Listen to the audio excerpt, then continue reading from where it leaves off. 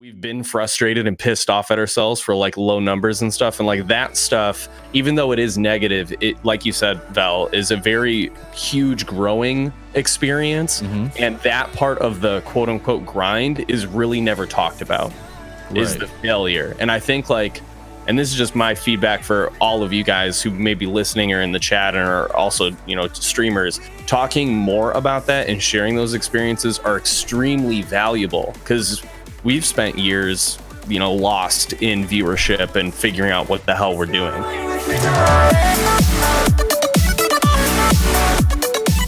What's going on, guys? Welcome back to the Stream Key Podcast, our weekly show here at TRUgaming, where we teach you how to level up your stream and just improve your content creation overall. This week, I'm joined by 3 special guests, all of which have been on the show multiple times in the past. First of all is Whiteshadow 001. We have the right spelling today. Thanks, Blue Kitty, for calling that out. Whiteshadow, how's it going, man? Not too bad, man. It's going well.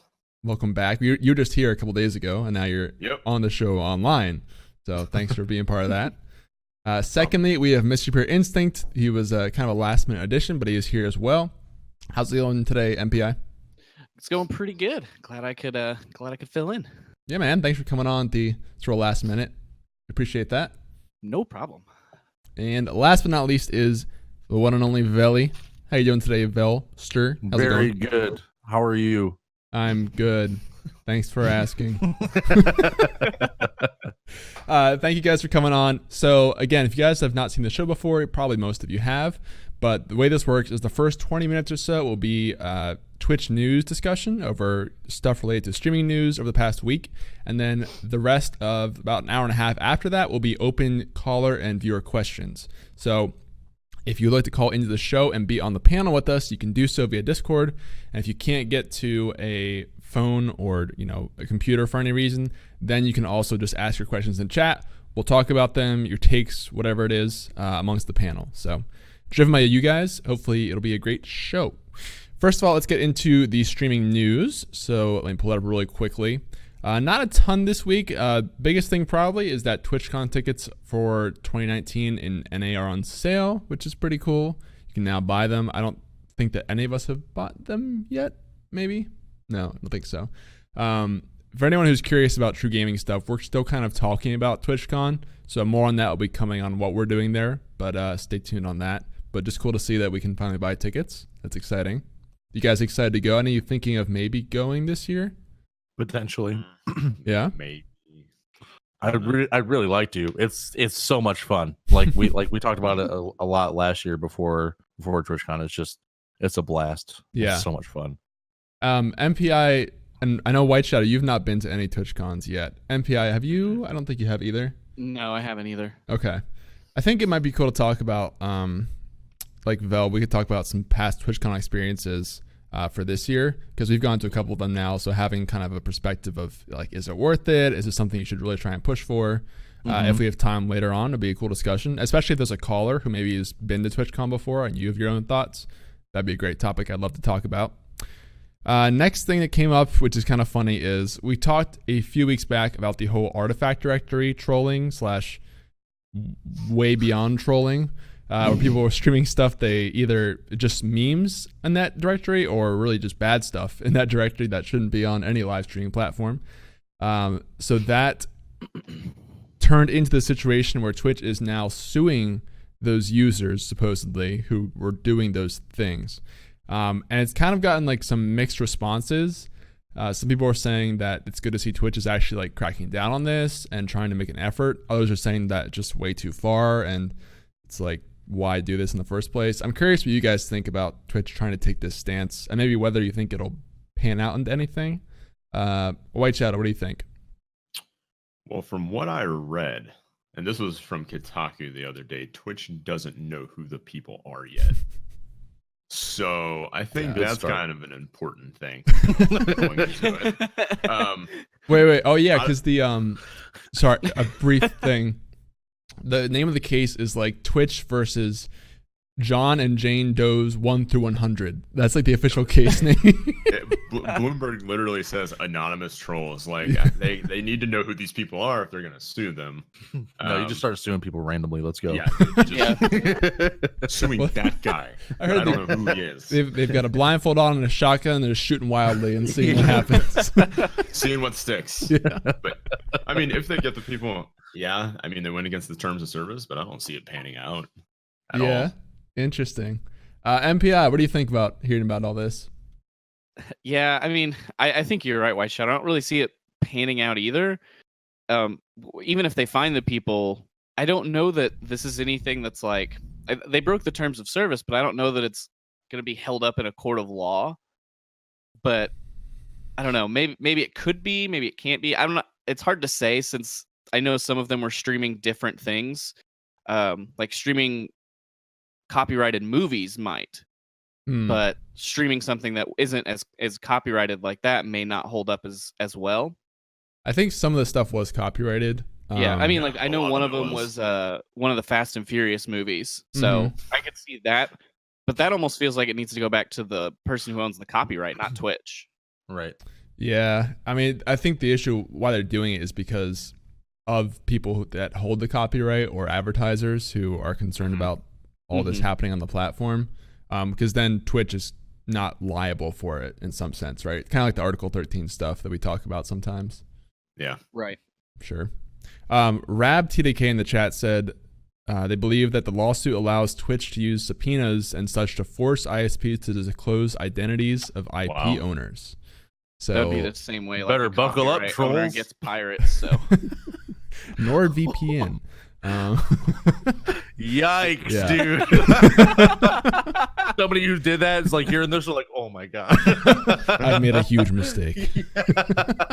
Well, this kind of reminds me of the whole, do you guys remember when I think Epic was suing people who were cheating in Fortnite or something like that in the past? This kind of sounds like the same thing to me. Now, granted, people, I don't know, to me, like cheating in a video game isn't the same as streaming out like a shooting on a live streaming platform.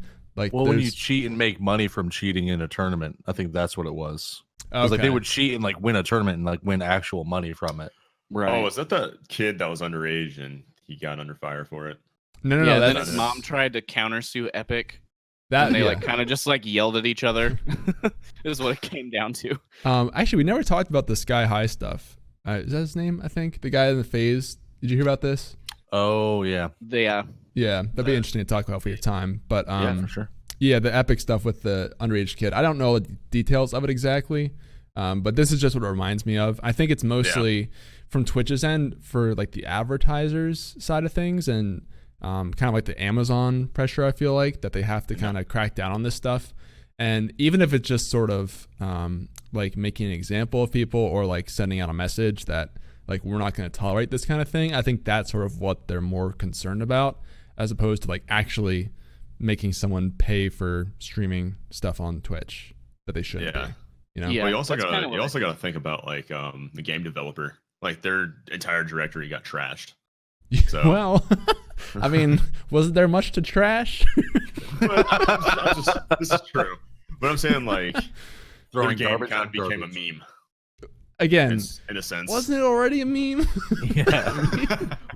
Had anybody known what it was before this came up? I think this was actually just a boost for their publicity. Yeah, this is just a boost for them. Okay, they're probably like that.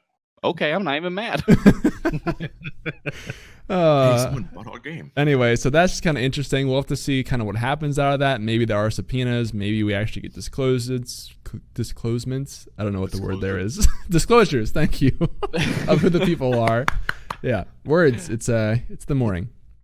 Anyway, so that was interesting. We found something last minute here. So the next piece of news was this was kind of like something that went under the radar a little bit. So Twitch acquired a esports brand project organization called Bebo, and I guess like they had been organizing tournaments for esports online, and like Bebo has been a couple of different things over the years. I did some looking into it, but like the reason why they got picked up by Twitch is because they've been organizing these esports tournaments of all sorts of levels. So whether you're just like in college or you want to go pro-am, I guess they've been doing that. So that's why Twitch picked them up for about 25 million. They also beat out Discord and Facebook to do that. So it's interesting to see that Discord and Facebook in particular is looking for esports management sort of stuff.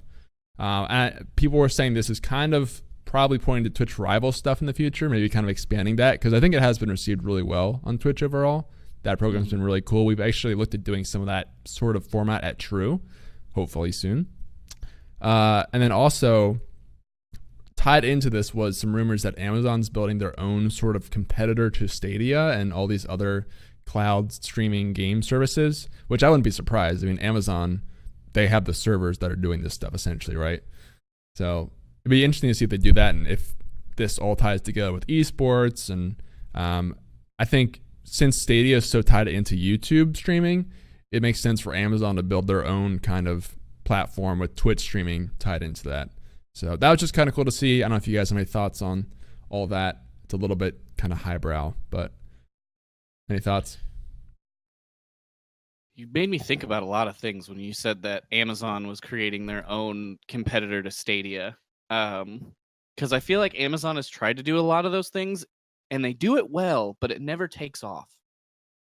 I feel like they have like Prime Video, and a lot of people don't watch Prime Video as much as like Netflix, but Prime Video has this at just as good of content. So I'm curious if this will be another one of those things that happens with Amazon. Yeah, I think the difference is look at like the importance that Twitch has in that feature, right? Mm-hmm. Because Twitch is so big, especially for game streaming, like kind of the premier game streaming platform. I think that could be huge for this particular development if they go that way. Because I know that like as a Twitch, like we're all Twitch streamers here, right? So using Stadia, if you don't have the option to stream to Twitch, that's a pretty big negative side of Stadia. But if Amazon comes out with their own competitor that has kind of the same platform, same titles, but you can stream to Twitch, something that's a lot more appealing to everyone who's already kind of embedded in the Twitch space. So I think it'd be cool to see what happens. Again, it's all kind of rumors right now, so we don't know, but just kind of cool to see. And the last thing we just found, which is just kind of interesting. Who found this? Was that Vel? I think he found this. The bounty hunter. The bounty hunter thing. Yeah. You want to talk about it? Yeah, basically there's this clip that's gone kind of viral apparently. And this guy, what's his name? Hold on. Steven IRL. Yeah, Steven IRL. He's a bounty hunter and he live streams himself like in this clip he's literally kicking a door down and it's just like super crazy stuff. It's like I didn't know that you could do that on Twitch. Like I figured like somebody would be offended or something and you know they'd get a ban or whatever, but I'm definitely gonna be watching more content from that guy because that's awesome. He just like live streams himself doing bounty hunting jobs. Like there's one where he gets a guy and he's in the back seat and he's just live streaming the whole thing and the guy's like, oh, I'm gonna have to check out this episode some other time, like probably when he gets out of jail. You know what I mean? Like 5 years later. Yeah. It's funny because after you sent that over, Vince and I are watching it and was like, just felt like we're watching Cops live on Twitch or something. Right. Which is actually hilarious. Like, can you imagine watching Cops with Twitch chat on Twitch? I would love that. It reminded me of that new show Live PD that's like that's what Cops. I meant. Sorry. I was like, it's exactly that, just with chat. Should be awesome. I don't know if there's a clip of it, but he actually arrested one of his viewers one time. No. There's a guy in chat. He joined his chat and he was like, come find me. It was hilarious, dude. I watched it for like 4 hours. It was amazing. That sounds awesome. That's my new thing. Oh geez. Not playing any more video games. Transitioning, man. Fat Baba Yaga's coming to kick your door down, dude. All this Siege playing has been training me for this. So anyway, that's the news this week, guys. If you guys saw something else that we missed, please let us know. We can talk about it. But I think that covered most of everything that I saw. So we're going to go ahead and jump into viewer and caller questions. So now is the time where you can either join the Discord and jump in a voice call with us to talk about this, or you can just talk into the chat. Tag at TRUgaming so I see your question, and then we will go through your questions one by one. Also, you get priority as a caller. So if you want to kind of jump the line, get your question answered quickly, calling is the best way to do that. Let me go ahead and check the Discord really quick. We don't have any callers yet, so those are wide open, but I did see some questions popping up in chat earlier.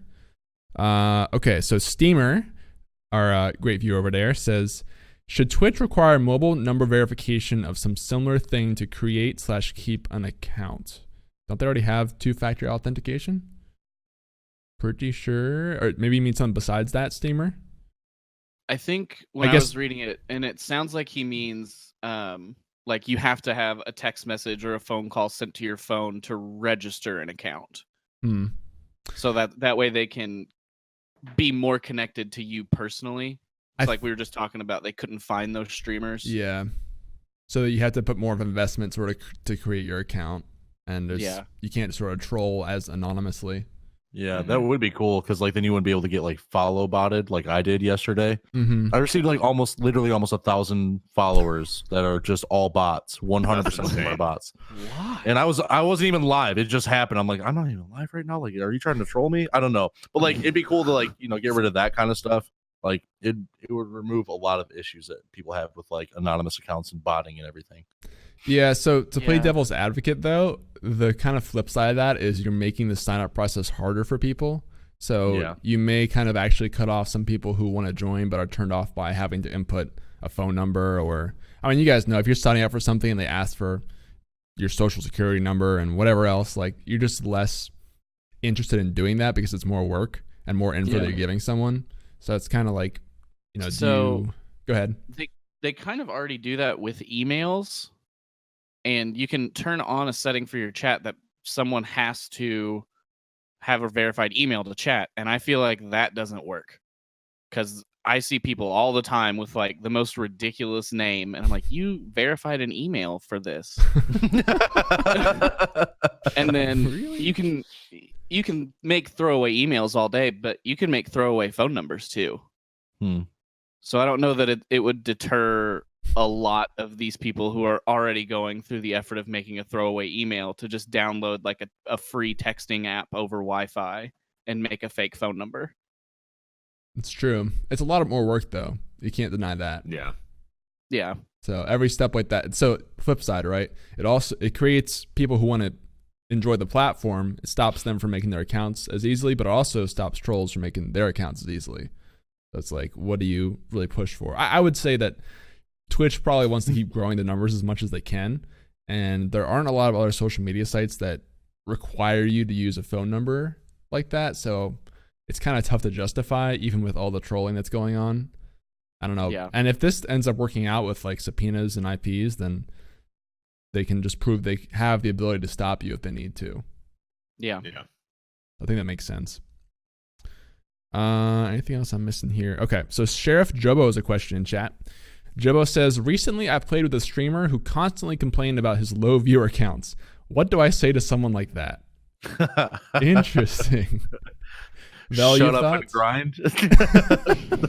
Shut up, put your head down and push through. You know what I mean? Like, it's not easy and it's never going to be. It's going to get harder every day. So keep crying. It's not going to do you any good.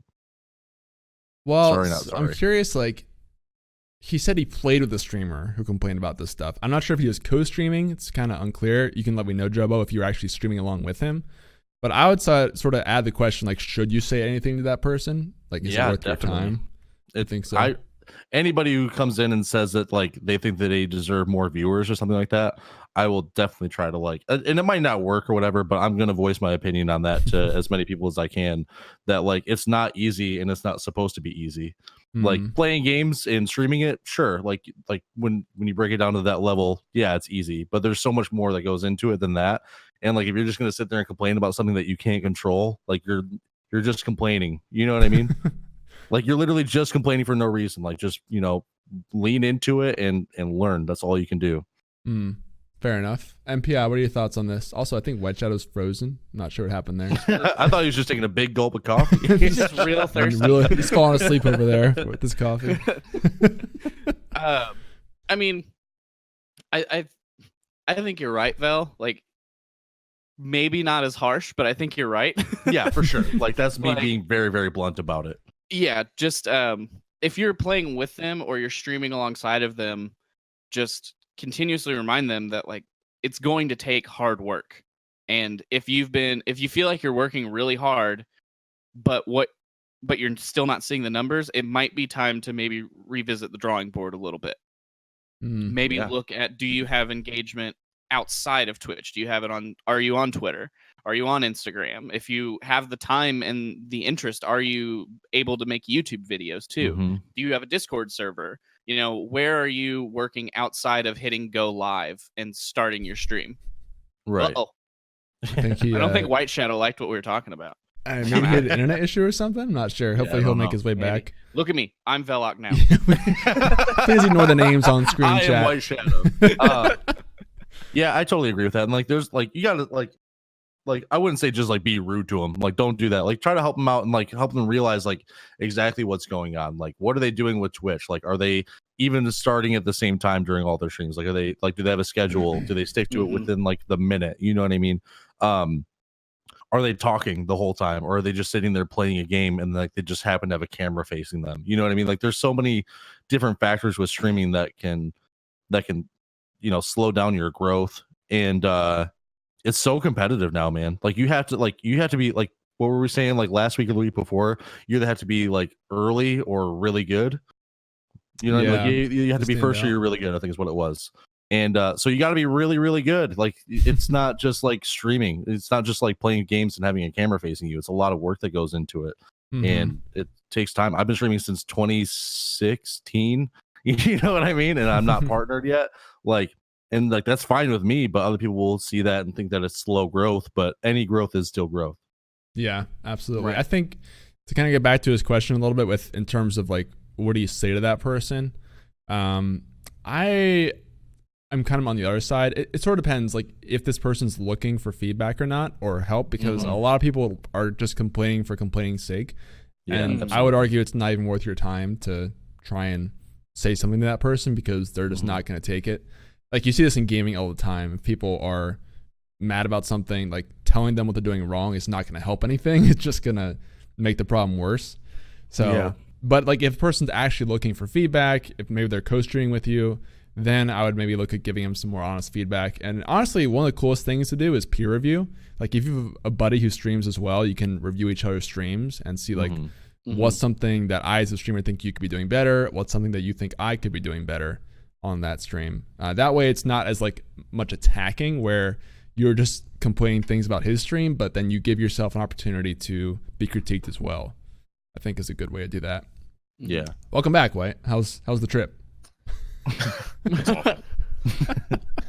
Did you see the question we were talking about initially there with Jobo? Recap it for me. So he was talking about, he was playing with the streamer who constantly complains about his low viewer counts, and he's wondering what to say to someone like that. Do you have any thoughts on what he might say? Get your head out of the mud and keep grinding. Pretty much set a schedule. Yeah. So to get out of a low viewership, seal.mp4 everybody. Set yourself a schedule, stay consistent, and really just get to know the community. The thing about getting a higher viewer count is making friends. You make friends, you network, and you just get to know other people. You don't go in other people's chats and say, "Oh man, my viewer count's so low." Stop whining about it and just do it, man. Seriously, just go at it. Get your head out of your butt and just go. Just get to know people. It's literally like Twitch is literally making friends. Don't worry about the viewer count. Don't worry about the stupid statistics and all of that stuff. Just get on stream and have fun. Absolutely. That's what it's all about. Cool. Well, Jobo, hopefully that answers your question. If you have any follow-up stuff, let us know. We can come back to that. We do have a caller, a couple callers actually. Nice. First one's going to be Conky Dong 64, who I know Vel knows, I think. Yes, I do. He's a good guy. Good guy, Conky Dong. So best mustache on Twitch, confirmed. That's a great name, by the way. I just sent out the friend request. As soon as we get the acceptance, I will add him onto the call here. So Conky, if you're listening, just need you to accept the friend request and we can pull you onto the call. And after that, we have another caller who's going to be Condyfly. There, we got the friend request as well. Okay. So let's go ahead and add him on the call. In 1 second here. Conky Dong. It's a tongue twister. Hello? Conky Dong, you there? Pictures. Hello? Conky? Maybe. That's quite Mr. possibly. Dong? Is that what he goes by? Call him whatever, man. He's cool. Yeah. Maybe mic issues? Still can't hear him. I can't hear him. All right. Well, Conky, I'm going to pull you out of the call real quick. See if you can get your mic issues fixed. I'm not sure what's happening there. In the meantime, we will go ahead and pull on our next caller then. Condyfly. Condyfly? Yes. Do you know that person as well? I call him Condyfly, yeah. Condyfly, okay. Same thing. I just need to get the friend request accepted. So as soon as we get the friend request, I wish you could add people to the call without them being friends, but I guess that's Discord's way of protecting against trolls. So, all right. Well, while we're waiting for the friend request from Condi and Conky, I'm trying to say this right, Conky Dong, to get the mic issues fixed. I saw another question in the Discord chat from someone, Joseph Hugo. There's just comments on the last question. Inform them the grind is real and nothing happens overnight. You get what you put into it. Yeah, it's exactly what Vel and Whiteshadow were just saying. Okay, I'm missing any questions here in Twitch chat? Okay, Condyfly accepted the friend request. Cool stuff. If you guys join the voice chat, by the way, just make sure you accept the friend request. That way I can pull you on real quickly. But we're going to pull Condyfly on right now. That's a spooky image. Condy, you there? Hello? Yeah, can you hear me? Hey, how's it going, man? Hey, good, thank you. How are you guys? Good. Thanks for calling in. Sorry, go ahead. No. No, what are you going to talk about on the show today? Sure. So I just had a bit of a question. The sort of main game that I stream at the moment, I've been streaming for a long time, and big fan of the game. Like, you know, that's kind of always been my main thing. Mm-hmm. In the near future, there's a lot of hype kind of building up around the game, and I kind of think that the directory might expand quite a bit. I feel like there's going to be a lot more people coming in to view and play the game. And I'm kind of wondering what you guys would suggest for kind of preparing or trying to put myself in the best position possible to, I guess, kind of capitalize on that. Because I can see it coming, but I don't know how to prepare myself, if that makes sense. Can I ask what the game is? Destiny 2. Gotcha. Let me throw this to Whiteshadow first as the resident Destiny player. Do you have any thoughts on the future of maybe capitalizing on a directory that might blow up being Destiny? Okay, so this is kind of the same thing that Halo is going through right now, and I think it would be smart to go ahead and get in before that initial hype comes back. It's gonna be kind of hard right now to really get in on all of that hype because A, you have Guardian Con going on right now. B, you have a lot of the old Destiny streamers starting to flood back into the directory as well. But that shouldn't knock you from wanting to play the game if you're a dedicated Destiny guy. Because Destiny is one of those really, the community is starting to flood back in. Oh. Uh-oh. Maybe some more internet issues. And so that means more people start Destiny. But for me, I'm kind of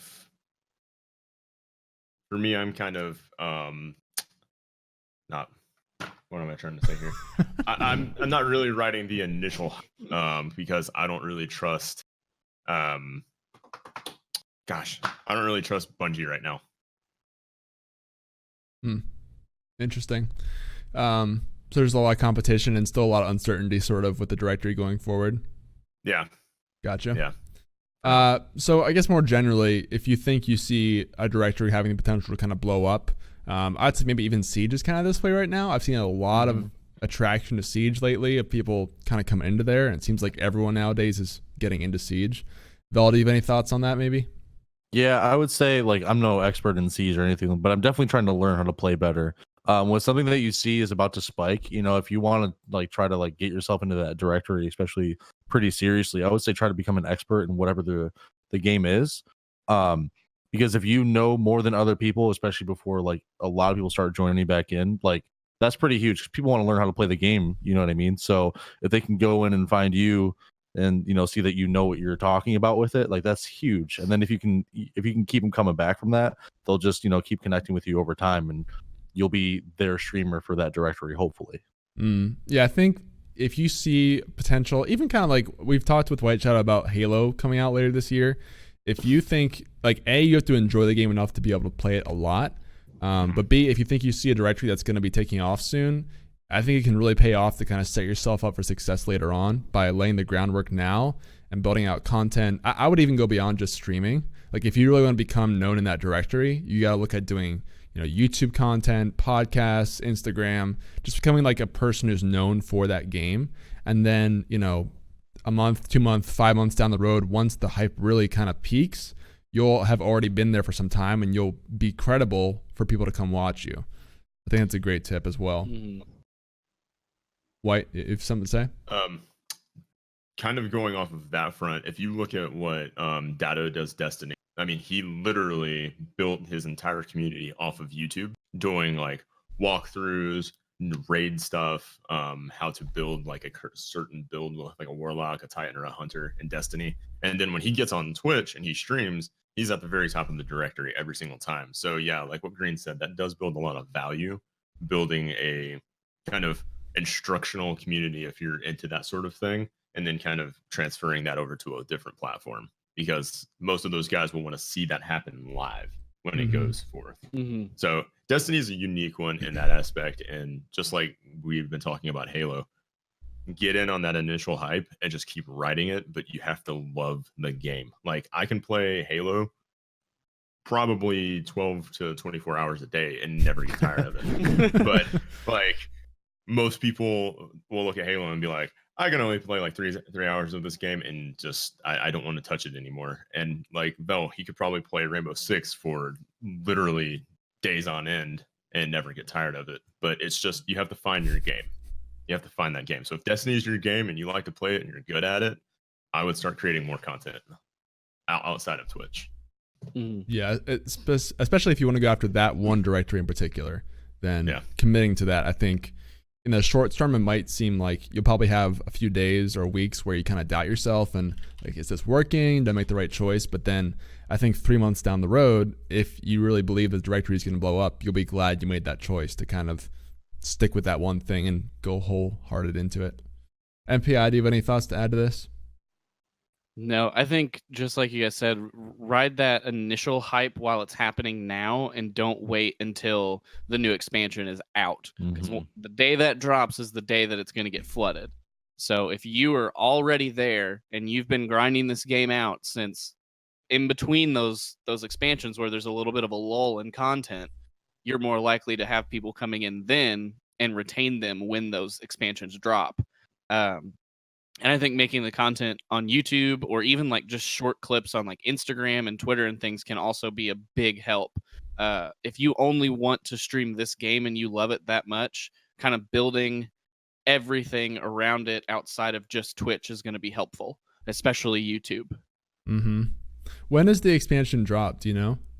I think it's September, isn't it? Yeah, September. Yeah. September. Okay. Yeah. So, I mean, you still got about 3 months or so till that happens. So it's probably like if you come into Destiny, you'll probably see some decent viewership now, and it's probably going to fall off a little bit as you get closer to that date. And then obviously once the expansion drops, it'll be really high up there. So I think just kind of make sure you know that going into it, because it'll probably be disheartening if you get 2 months in or a month in and like start to fall a little bit, but you just have to kind of keep that long-term vision in mind, I would say. Sure. Cool. Any other thoughts to add or follow-up questions on that? No, that's great. Thank you very much for the insight. Just keep doing what you're doing. Cool, man. Thanks for calling in. We appreciate it. Thank you. See ya. All right. So let's go see if maybe our boy Conky Dong fixed it. Okay, let me add him to the call now, and hopefully everything will go smoothly. We can cross our fingers. Conky, you there? All right, we got it. Hey, there you are. Hey. Yeah, I had Discord open on too many places, it looked like. It happens. It happens. How you doing today, man? I'm doing well. How are you guys? Good. Thanks for calling in. What do you want to talk about in the show today? I just wanted to kind of gauge the guys here in terms of what I call it. It's mostly feedback. You guys had touched on it briefly. And so there seems to be quite a bit of conversation happening around, like, they call it toxic positivity and like all this other stuff. But really what I think they're referring to, and I don't think it's a blanket term like that, is generic positive feedback, sort of like the motivational photos and stuff you see on Instagram, like you can do it, or you know, you fall down on the ground, you pick yourself back up, sort of thing. Why do like we there's fall, nothing. Bruce? Yeah. And so it's to me, it's one of these things where like we have these people who are very experienced in doing work, but they're perpetuating this generic positivity that doesn't really help anybody. It's more of like a light, rub on your shoulder that you'll be fond of for a few minutes and then you forget about it. So I guess my question is related to like when you guys are giving feedback or receiving feedback, how do you guys go about it? And like, do you have people that you rely on for that? And how do you guys view this sort of like, I think it's an issue, like specific feedback being given to people. I think it's an issue that doesn't happen. Like I'm not like a partner or anything, but I would consider you guys all my coworkers. So if I'm producing content that is valuable and is of quality, that would mean that okay, I should get feedback and I should be able to give it, right? Mm-hmm. So how do you guys feel about the feedback environment on Twitch? This is a really good question. Yeah, it's a very good question. I would say like you're talking about like from the perspective of somebody receiving feedback. Yeah, I mean, Okay. it's just like a viewer too, because we're all following people on Twitter, and occasionally, well, not occasionally, it's just all over Twitch. Twitter is just keep grinding and pick your head up, and like there's no specifics as to it. And you guys went into some of this with like, hey, look at your analytics and why are your numbers not going up? Is it your content? And do you even watch your own VOD? You know what I mean? Like that. There's a lot of other things in there. I have perspectives on it, but I'm curious as to what you guys think. Mm-hmm. So I think the reason why it's so generalized as far as like keep grinding and stuff like that is because there's only so much that you can give somebody as far as tips. And like I could tell somebody to do the exact same thing that I did, but if they have like a totally different personality, it might not work out for them. You know what I mean? Right. So that's why like when I say like just grind and keep pushing, like what I mean by that is like you grind and keep pushing, like it'll force you to learn like who you are as a streamer and what your brand is. Because like for me, like I started watching Tin the Tap Man, and then I was like, like that looks fun, and then so I just pushed to try to be as entertaining as I possibly could in whatever way that was. I didn't know where it was going to end up or anything. I didn't know what my channel or brand was going to be like. But that's something that you have to grind and do every day and just keep working at it and see what you get positive feedback from. And like it's never going to be like keep doing this, it's never going to be like that. It's like you'll just see little things like chat is a little bit more interactive today because I made this small change, you know what I mean? Things like that you won't get from just complaining. So that's why I say you just keep grinding through it and you keep pushing and you just force yourself to learn how to be a better entertainer. So I guess like my feedback for that perspective is that could easily be lumped in with, okay, just keep streaming and you'll figure it out, right? And so I think what a lot of us are very good at, and this is just my opinion, but anybody who's successful at streaming has also been really good at failing at streaming. Right. Like we've all had, can I swear on here? Is that okay? Yeah, all out. We've all had shit streams like when we started, like we came from very humble beginnings, and we've been frustrated and pissed off at ourselves for like low numbers and stuff. And like that stuff, even though it is negative, it, like you said, Val, is a very huge growing experience. And that part of the quote unquote grind is really never talked about, is the failure. And I think like, and this is just my feedback for all of you guys who may be listening or in the chat and are also, streamers, talking more about that and sharing those experiences are extremely valuable, because we've spent years, lost in viewership and figuring out what the hell we're doing. But yeah. Sorry, I didn't mean to jump in there. No, you're totally fine. I definitely think that's true. Just to kind of like piggyback off this, you can definitely get caught up. Like there is a grind to Twitch, right? But the thing is, once you find something that's working, you have to grind it out. It's just a matter of doing it a lot and keep getting returns. Now, there's a difference between doing that and doing something that's not working and repeatedly doing that and grinding yourself into the ground, getting nowhere. Right. So I think that's what that matters. You have a lot of points to this question, which I love. There's a lot to talk about. One thing I want to mention is you talked about Twitter specifically. I think the thing about Twitter, I agree, it's like overwhelmingly positive with a lot of stuff, but I don't think Twitter is the right place for feedback really, because if you start, like, even if someone complains about their stream or something on Twitter and you want to respond to them, it's not really, you don't want to do that publicly, I think, because then it's sort of like a public insult to that person, even if like you mean it constructively.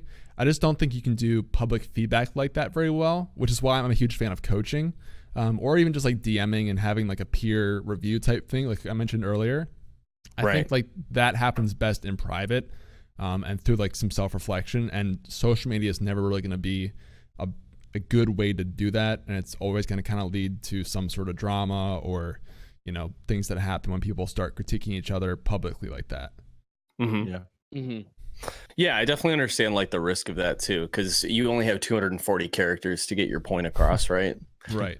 So Absolutely. you can only be so concise, but I agree. Like there's definitely I don't know. I like raising my hand and be like, hey, this doesn't really help anybody. Like maybe rethink the way you should be saying this stuff. Because a lot of people, there's a lot of I don't know, social media's only been around for 12 years, right? So we have all these people who have phones and like can shoot their feelings into a screen and they don't really think twice about it. You know what I mean? So that's, I guess that's the balance that we're trying to strike on it. Sure. And the other half of that too, which I mean, you're right about, is positive stuff like that just does well from an engagement perspective. Like if you're just shooting out happy, good feeling things, then people will appreciate that, as opposed to more divisive, like maybe just critical points of view that people don't all agree with. Like you can say something simple like, you know, keep grinding or whatever it is in a vague way, and people will just sort of all agree with that. But it doesn't really add any real value to anybody in a lot of ways. So you don't get engagement from it is what the problem is. It's like you get likes and maybe a retweet, right? But there's no engagement. There's nothing to, everybody just nods their head, you know? Like, yeah, applause. You're right. We should keep working. Stream, everybody. Just keep streaming. Yeah. I was just about to stop, but I'll do it again. Let's go. Now that I saw this generic tweet, I will continue on. Exactly what I needed. Thanks, general motivation. Whiteshadow, do you have any thoughts on all the things that Conky's been talking about here? I think when it comes to streaming, a lot of what we do, like a lot of the way we think we have when we start out is generic. It's like, because you can't, every single person on Twitch is unique. Everybody's different. Everybody learns in a different way. So like when you sit there and tell somebody, hey, do the stuff that I'm doing, stuff that works for me may not work for them. Like what Bell said earlier, stuff that works for me may not work for you. You know what I'm saying? So like when you're trying to teach somebody how to stream on Twitch, you should show them the basics, and then it's a learning experience from there, because there's no one right way to learn how to stream. Agreed. So like it's kind of Twitch, and I've always said this to like just about everybody that's like, hey, should I stream? You're gonna have to teach yourself a lot of stuff. You're gonna have to teach yourself how to market correctly, because not everybody markets the same way on YouTube, Twitter, Instagram, whatever social media you use. Not everybody streams the same way. Not everybody chats the same way. So it's like a lot of it is a learning experience for yourself. And in that regard, you kind of have to think of yourself as a small business owner. Like, how do I excel my brand? How do I excel this portion of me? And it's you got to teach yourself a lot of different things. So you're not going to learn everything from everybody. It's people will give you suggestions here and there. You can take suggestions all day long and see if they stick. But what happens if they don't stick? You have to teach yourself. So in that regard, it's just a teaching. You have to teach yourself. You really have to kind of learn the game and learn the way to stream. I mean, everybody's learned. So in that regard, I agree. Like you got to give the people the fundamentals, right? And if you master the fundamentals, or at least understand the fundamentals, you can create. Everybody's got the same tool set, but we're all uniquely making our own identities on Twitch. So that makes a lot of sense. Back to the basics. And I know Green's talked about this. Sometimes we get away from the basics too often. We try to get too fancy. Yeah, that's true. Well, you get inspired easily, right? Because we're exposed to like all these people, and you get to see what they're doing, and you know, oh, that would work really well on my channel, I think. And then you try it out and you're like, this doesn't feel right at all. I'm a huge failure there. Yeah. Yeah. But you gotta, I mean, that's what it is, honestly. Like, I mean, I remember like being because I did the same thing with Val, where like I started off and I crashed and burned. Well, at least that's what I equate it to me for me. I felt like I was crashing and burning, and then I didn't have like the reason why I wanted to do any of this. And when losing that, it was all ego, you know, like, why are people coming to see me? Like, all right, well, I mean, maybe it's because they're not interested in the content you're doing. And also, if you're looking at everybody's content all at the same time, jumping around in the same category, does your content look like everybody else's? Yeah, how that's another thing out, too. Basically. Yeah. Right. Yeah. And standing out to your personality or whatever. Yeah. Yeah, I think also I just want to add on, like, you talked a lot about feedback, and I think White is right. Like, you have to find your own style. That's for sure. That's something to develop. But I think there is value in feedback, especially from other streamers. The key is kind of knowing who to take the feedback from, because obviously you don't want to take the feedback from the random viewer who pops in for 2 seconds and insults you and leaves. But the person who's maybe kind of like at a similar stage as you, or has some sort of credibility to their stream, I think you can take their feedback into consideration. Not necessarily just do what they say, but definitely entertain it and say, like, is there some truth to what this person's saying? Should I try incorporating this? Especially like if you're kind of stuck, because I think a lot of people do get stuck in a spot where they're doing the same thing every day and nothing's changing. That's the point when you really should be open to feedback and trying out new things, because clearly what you've been doing is not working at that point. Right. So. Yeah, I think, I mean, a lot of it has to do with self-evaluation too, because you know, trying to find people to be friends with is really difficult if you're just a streamer. You also need to be a viewer. And I almost feel like it's almost a requirement. You know, if you're going to be starting even affiliates, like, I really wish they had some sort of onboarding.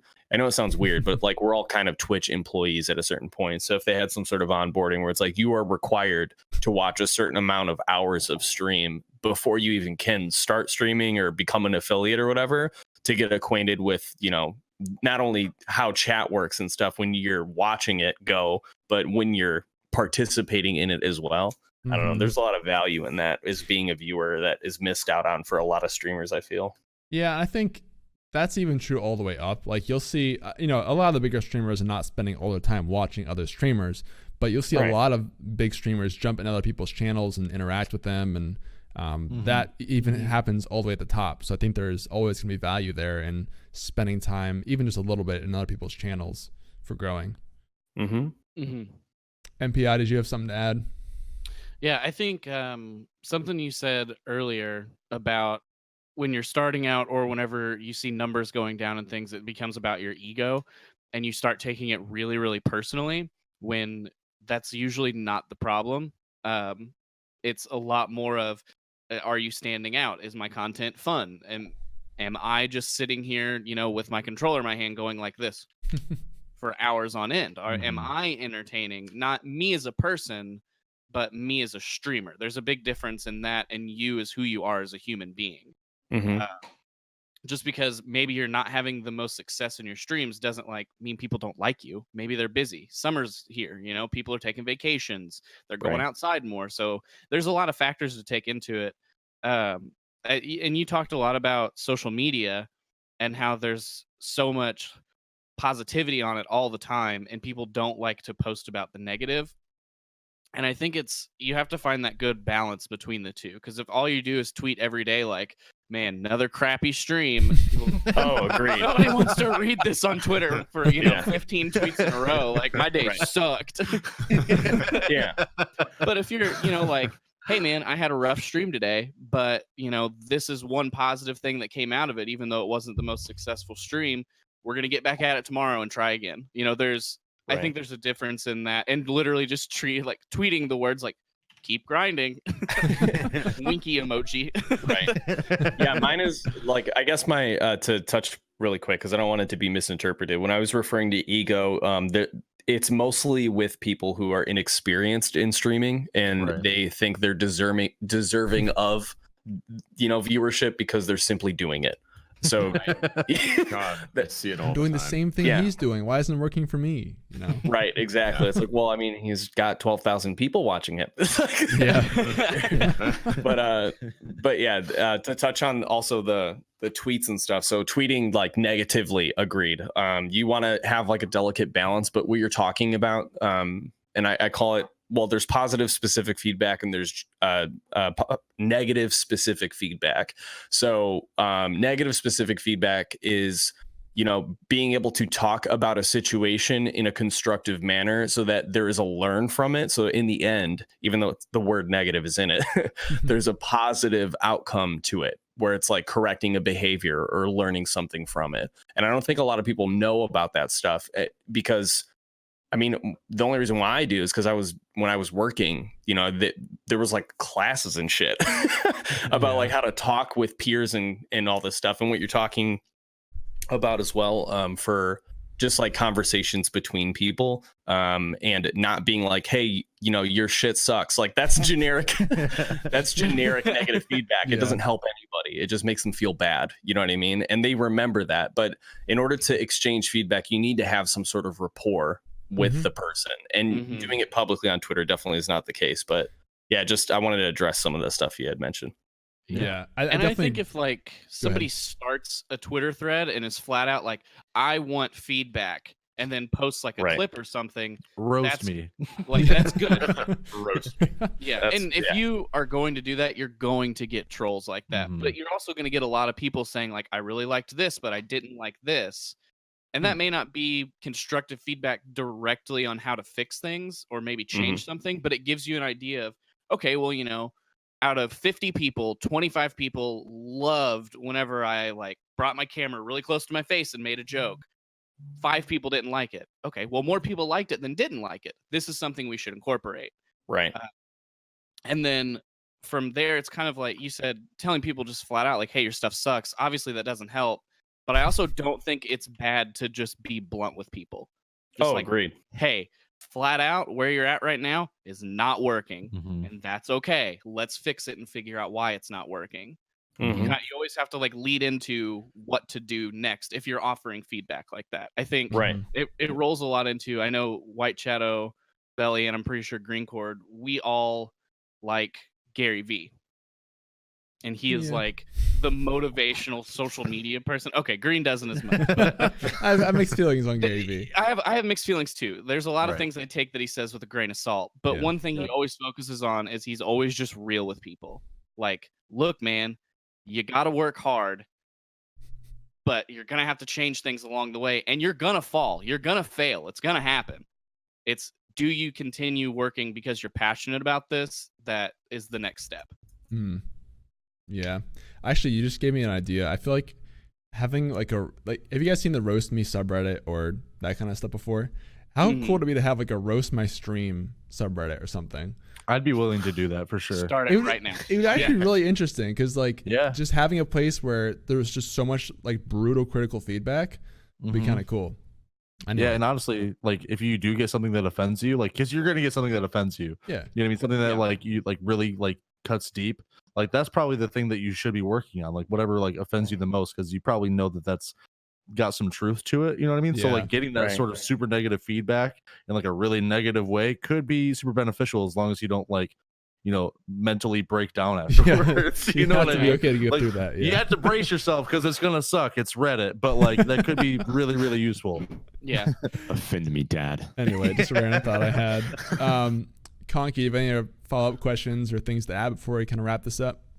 No, I would just say, you know, hey, spend just follow up just stuff for you guys. Do if you guys are going to be doing anything like this, getting roasted, I want to participate. But yeah, thanks for taking my questions, guys. Have a great rest of your day. Yeah, man. You too. Thanks for calling in. See you, dude. Bye.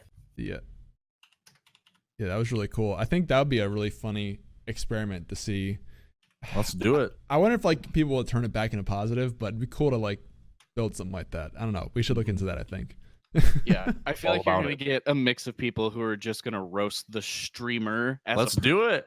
Dude. And you're going to get the other people that are like, oh, I stream on Twitch too. Let me give you legitimate feedback. And there's going to be the one guy that's like, I hate your face. Your hair's ugly. All right, so our next caller is the one and only British Avenger coming back once again. So we have another caller too, Chopstock. I think I said that right. Waiting on the friend request there. But in the meantime, we got British on here, so I will add him to the call right now, and we'll see what he has to say this week. British, you there? Hello, British. Hello. There you are. How's it going, man? Doing good. How are you guys doing? Good. Thanks for calling in. And what do you want to talk about in the show today? So the past Wednesday I did a 7-hour stream, and I'm still worn out and have no energy from it.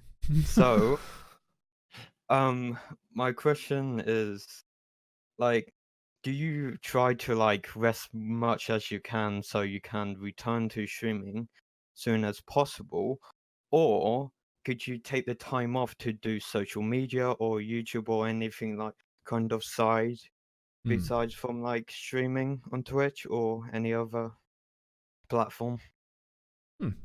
Okay. So I would say, like, for me, I don't like to cancel streams too much. Like, I try to take care of, you know, my mentality and just my overall like stamina towards streaming. I try to take care of that, you know, when I have the planned downtime, essentially, like during the times that I'm not streaming.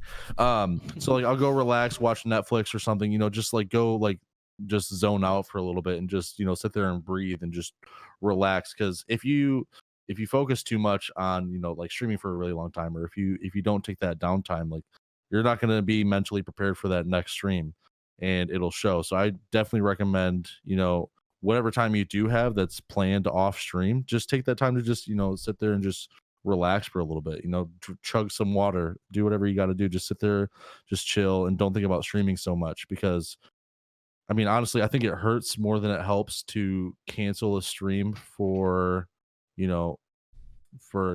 not feeling up to it. You know what I mean? Like, I know that like sometimes you just have to do it and there's no like option. Like you can't do that stream or whatever.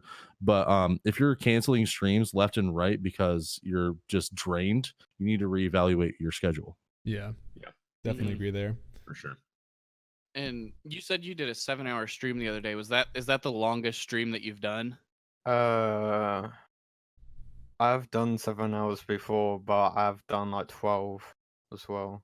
Okay, but it's not something that you regularly do. Usually it's only 3 or 4 hours, maybe. Yeah. I think that's going to do it a lot too. Going from having a shorter stream to a longer stream, a lot of people, you know, they'll say, well, you're just sitting there playing video games. Well, you're being entertaining. And also, no matter what you're doing, if you do it for that long, it's going to tire you out, you know? So I think if that's something that you want to do, is those longer streams, is you'll kind of like work your way up to it, and that will get easier with time. But I think exactly like, you know, Veli said, when you are taking a break, take a break. When you're done streaming, you don't have to sit and watch streams all day after that if you don't want to. If you want to go to the couch and watch Netflix, just go to the couch and just sit and exist for a little while. You can, you know, you don't have to constantly be on Twitch. And you know, I take a day off every week and don't do anything on Twitch unless it's watch someone. But like Fridays, unless I am a guest on Stream Key or we have a very special event, I don't stream at all on Fridays. That is sit, don't talk to people, you know, physically speaking all day. I'll watch Twitch, I'll watch Netflix, YouTube, I'll make some YouTube videos if that's what I need to do, or whatever I need to get done. I just get it done, but I don't have to worry about interacting with chat while I do it. You know, I can just sit here and zone out into the computer, and I don't have to worry about, am I entertaining people? And you can still be productive while doing that, but it gives you a break, even though you aren't taking a complete break, if that makes sense. Good points. Whiteshadow, you have thoughts on this?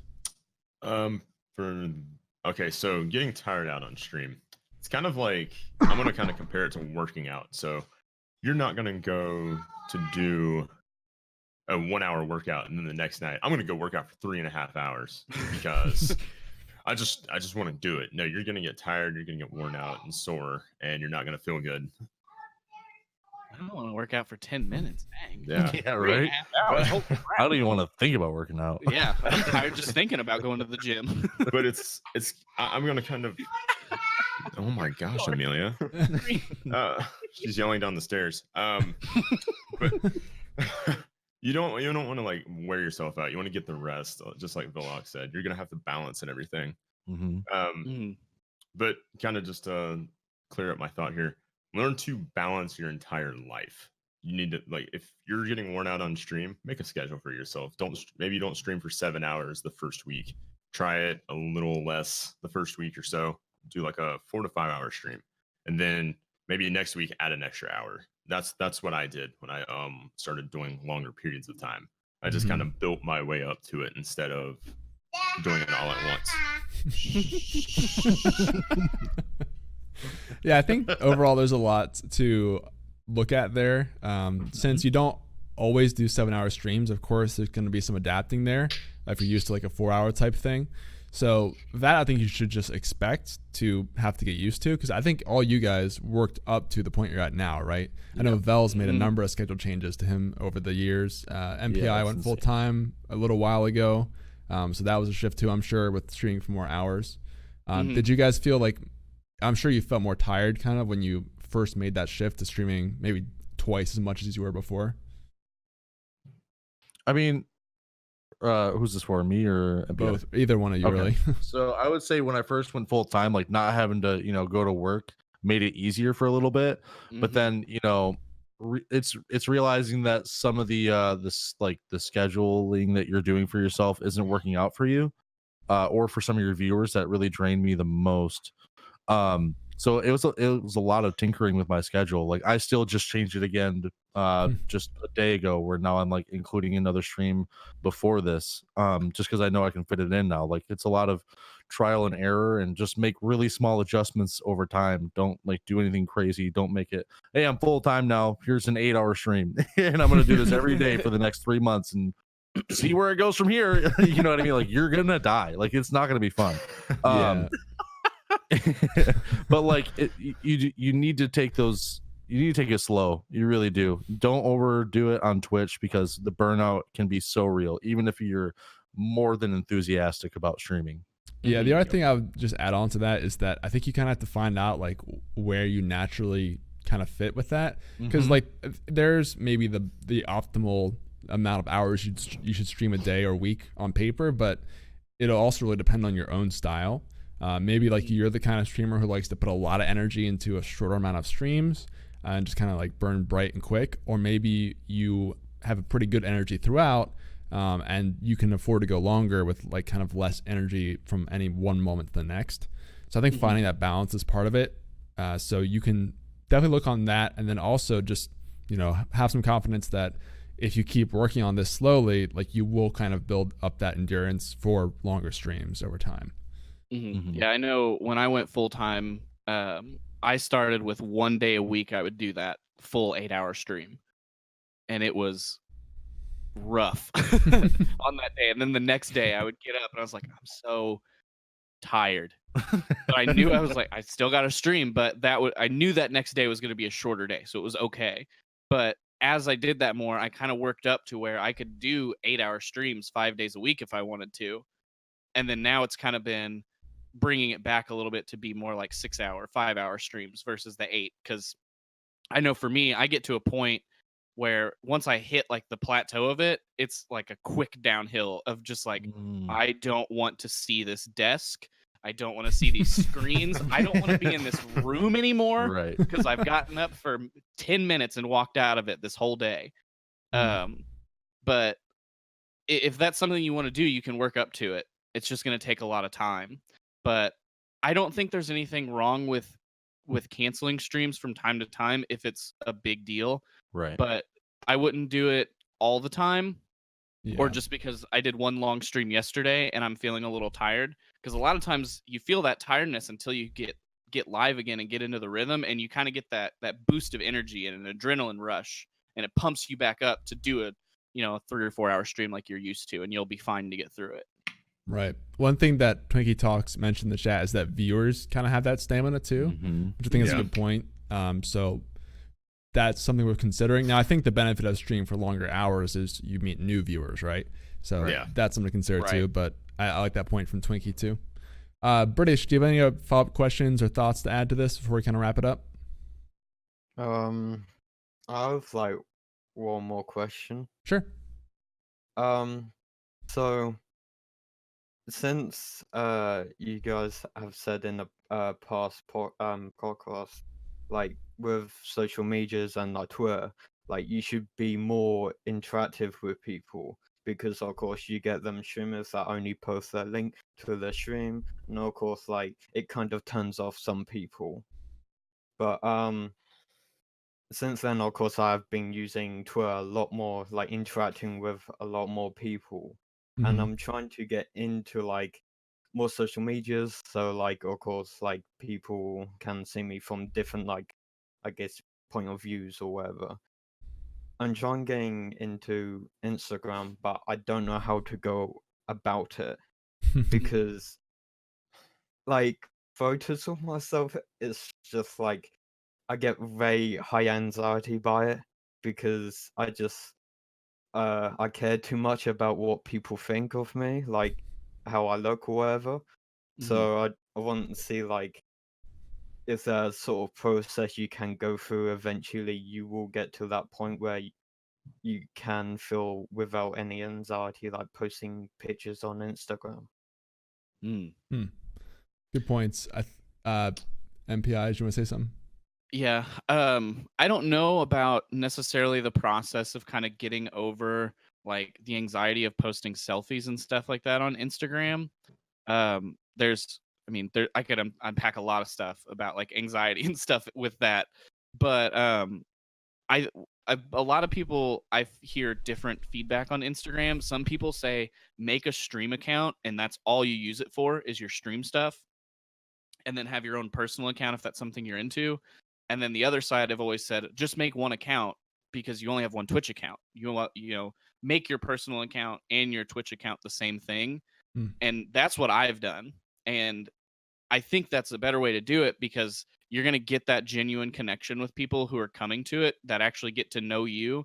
And if they're interested in getting to know you on Twitch, they'd probably like to know things about you outside of Twitch too. Like, do you have pets? You can post pictures of your pets.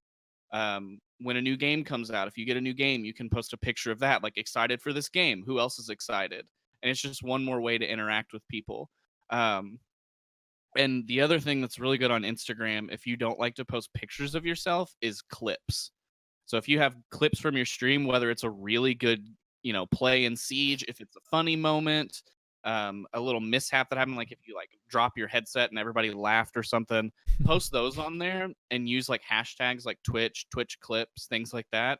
And it's going to, people just browse those all the time looking for funny clips and will interact with you there and might find their way to your stream. It's not guaranteed that that's going to happen, but that's one more person that you've interacted with somewhere. So there's a lot of things you can do on Instagram outside of just like selfies or photos of yourself if you don't feel comfortable posting those or just don't like to. I don't like taking selfies or posting them, so I almost never do. It's more stream related things or photos that someone has taken of me doing something or with friends.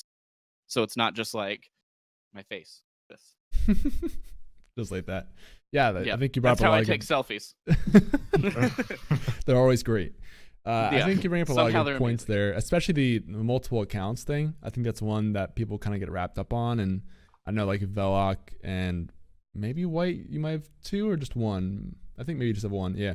I know Vel had two and now has one, I think, or maybe just primarily uses one. I still have, I only use my Twitch related one. I'm basically the same way with my Instagram, but I think there is value in maybe making two from my perspective. If you have kind of maybe like more of a personality on Twitch, that's a little bit different than how you are in real life, or like if you're a character streamer, or if there's something that's going to be very like your existing friend group that sees it's going to be very confused by that, or the stuff that you're posting on your regular account won't be that interesting to your Twitch people and you want to post more gaming related stuff. I think that can have value. Just realize that'll be like twice the work, of course. But yeah, in terms of like getting used to posting selfies and things like that, Vel, do you have any thoughts on that?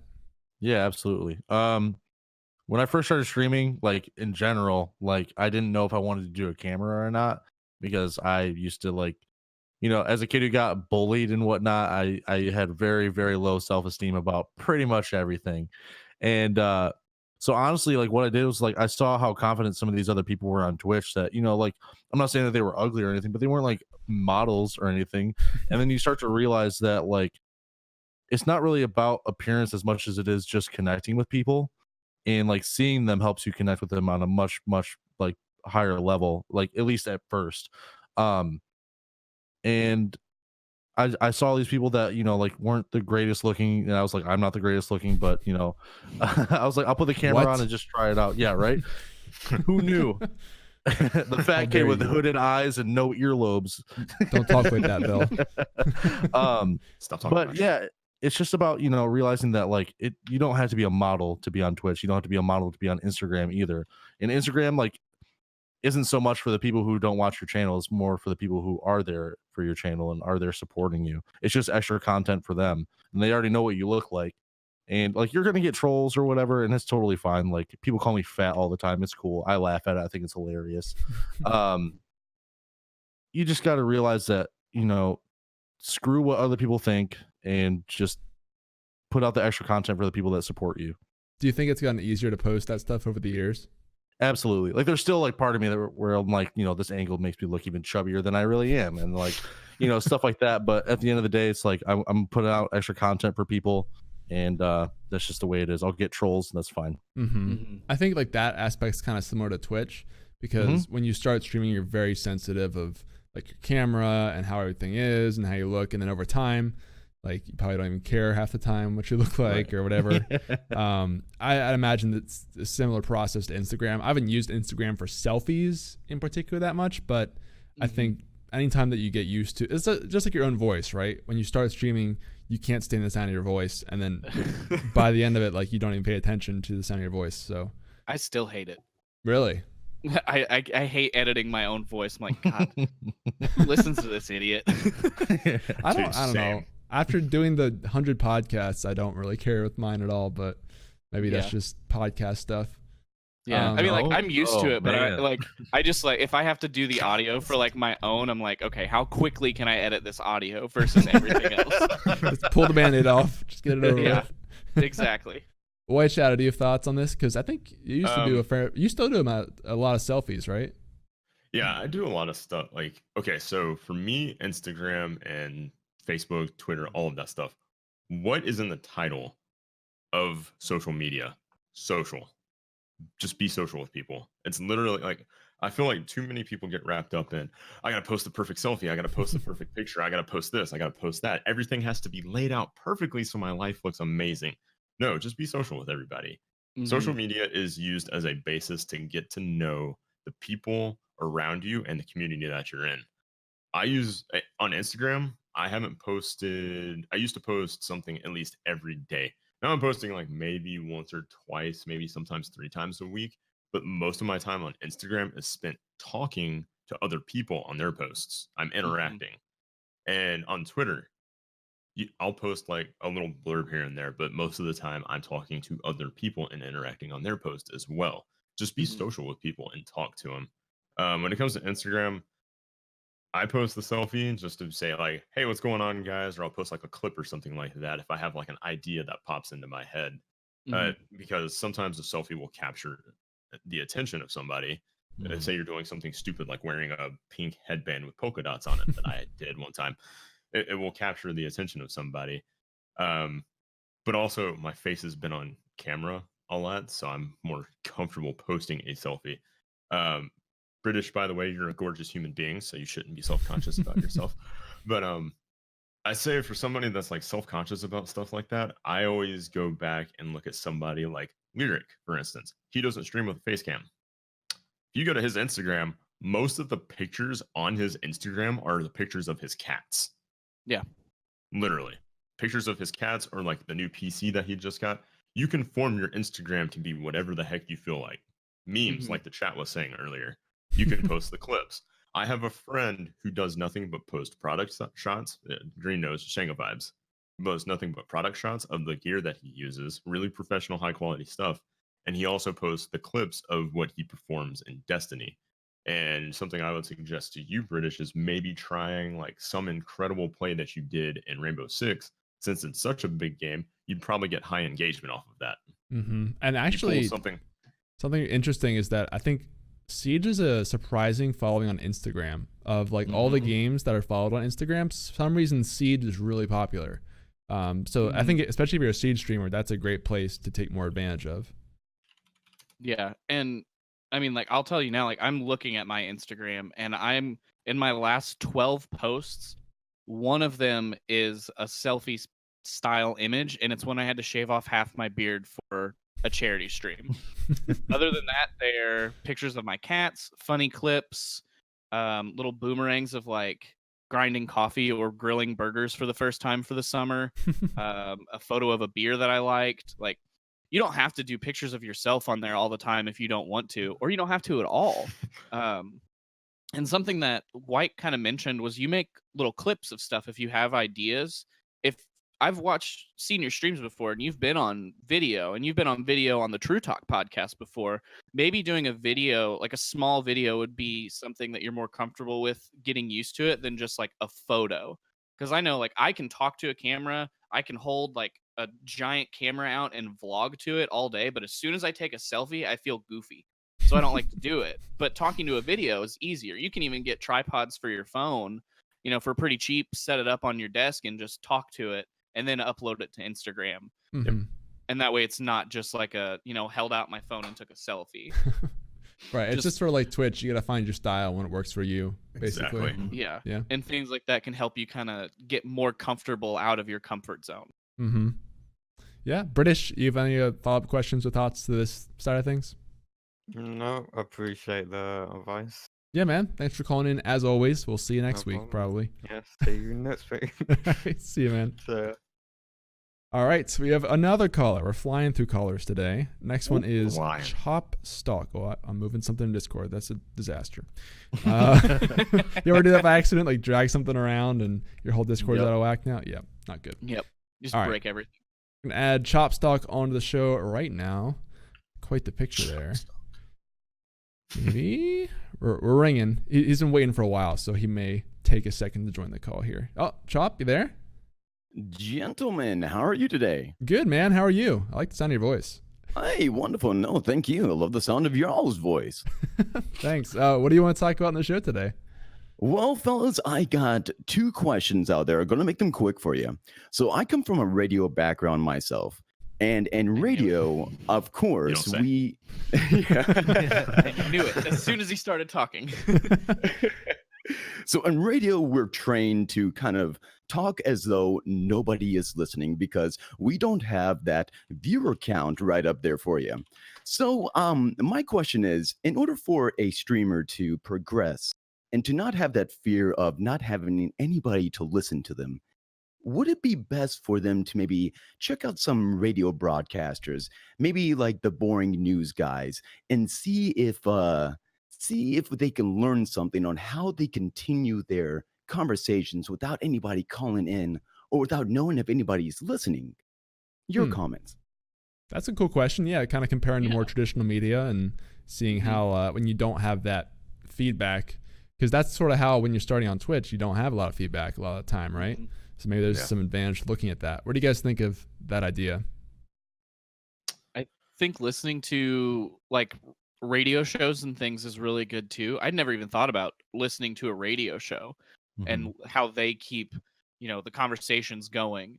I think that's really good. And another thing that's good is like let's play videos, because you're recording a video. You don't have any interaction at that point. You're playing the game and talking. So maybe for someone who is a game streamer specifically, if you either make a let's play video or watch let's play videos of an individual person playing, you can kind of see what they do to keep talking the whole time and keeping it entertaining versus just hitting go live and trying to talk and hope that you come up with things to talk about. Yeah, I think so too. And one thing that Conky mentioned in the chat is podcasts, kind of similar feedback. Yeah, this is a live one, so there is interaction, but generally a lot of podcasts are offline. So the same kind of thing where you have to kind of drive the conversation yourself. Yeah, I think the hard thing with podcasts is a lot of times you have more than one person on them. So if you can find like someone who does an individual podcast for like 30 minutes to an hour, that would be super helpful. And they are out there. Because Actually, I can't even imagine doing a podcast by myself for that long. just talking. Tried it. I fully agree with you guys out there. A lot of people don't understand that when it comes to radio and podcasting, you are doing almost 3 hours of research and work in order to get 1 hour maybe of content. So there is a lot of things that you've got to put into your stream before you even think about clicking that live button. Yeah. Yeah, that's a good point. Val, do you have thoughts on this? Yeah, I've like MPI was saying, I'd never even thought about, listening to more traditional forms of media just to see how they carry on conversations. One thing that I did was I would talk to myself even when I was off stream to just practice that and keep rolling with, saying things that I was thinking, but saying them in a way that doesn't sound stupid. You know what I mean? So like just practicing on, keeping the conversation going with myself, even though like there's really no conversation, just keeping the words coming out and just progressively talking more and more. It is something that's very difficult, and I think watching more traditional forms of media can be really good for it, like watching a news anchor carry on a conversation or a podcast like we were all saying. But yeah, very that's a very useful thing to do though, for sure. Yeah, wonderful. I'm glad it actually helped you guys. I wasn't sure where that conversation was going to go, but I'm glad that it kind of opened up some content there for you guys. Now I do have one other question for you. Now this one could get a little deep here, and let's see where it goes. The future of streaming, I believe, since cable is kind of going out the doors, cable is trying so desperately to find ways to interact with their community even more. I believe that streamers need to become more like broadcasters. And so it's not just them playing video games. Now, of course, you can do whatever you want on your stream, but I do believe as Twitch grows and grows and grows, we're going to see more people needing to create show-like content. It's not just going to be hours of video games. It's going to be a couple hours of video games. Then we're going to switch to a new scene. And all of a sudden, we're going to have a little game show. And then we're going to switch back to another thing. Your comments, fellas. Whiteshadow was really excited here, so I'll let him go first. So I've been saying this since the whole Ninja / Drake thing happened, where that whole thing started to bridge the gap. You saw a lot of celebrities start to stream on the platform after that happened. I feel like the gap between Twitch streaming being a video game only service and Hollywood got bridged that day, because now you're starting to see celebrities come on and create different content. I mean, Deadmau5 is on there. He was creating music and things of that sort. Although he's not on the platform anymore, we still had like a big name like Deadmau5. I think like Marshmello was doing stuff with Twitch. You have like all of these celebrities wanting to do stuff, and in my head, with what we talked about the subscription service the other time that I was on the show, Green, is that now that you say that, I'm thinking of, all right, maybe they're going to start doing shows or different types of content outside of game streaming, IRL, podcasts, things of that sort. We might start seeing like NFL, movies, news stations coming to the platform, because like you said, cable is starting to kind of rapidly decline. People aren't doing that anymore. Netflix, Hulu, all of the streaming services are taking over. So who isn't to say that Twitch might not go that route as well? Out and kind of split the platform between, okay, you can watch game streams and stuff like that, or you can watch your favorite TV show on Twitch now. It could become like an all multi-purpose platform, which is kind of crazy and kind of drive a lot of traffic to this as well, to Twitch. And kind of to go back to what you said about broadcasting, us as streamers, like I study a lot of broadcasters because that's something I've always wanted to do. Like my dream is to work at a radio station. I love the whole broadcasting nature, and I think that us as streamers can learn a lot from the broadcasting side on how to like, not even like the nuances of how to handle our microphones, how to like really make our audio great and stuff like that. So I think studying broadcasting and the broadcasting nature of what Twitch is becoming is going to be huge in the future. Yeah, I think Twitch definitely, like you said, wants to push into more than just gaming. I think gaming will, for the foreseeable future, kind of be their anchor, but they've shown a lot of interest in doing things like sporting events. And you guys might have seen Porter Robinson's music festival this past weekend, which was streamed on Twitch. That was really cool. all sorts of like live events. The question with bringing sort of, you know, traditional media stuff like radio shows or TV shows to Twitch is the interactiveness of it, because I think that's really important. But then, you know, I was thinking, well, I think interactivity is really important to Twitch content. If you look at some of the stuff White was talking about, like with the Ninja event with Drake, or Ninja's own special event, like a lot of that's not actually that interactive. If you look at it, it's just sort of this huge event happening and chat's freaking out or talking to each other at the same time.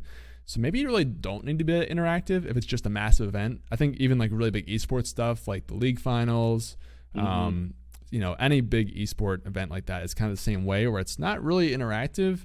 I mean, they'll do like Twitter polls maybe or something, but they're not like talking directly to the chat. So I guess if you have a big enough production and just a really cool reason to watch, it could work in a more traditional sense of just shooting it out to Twitch and people just watch it because it's too good not to watch.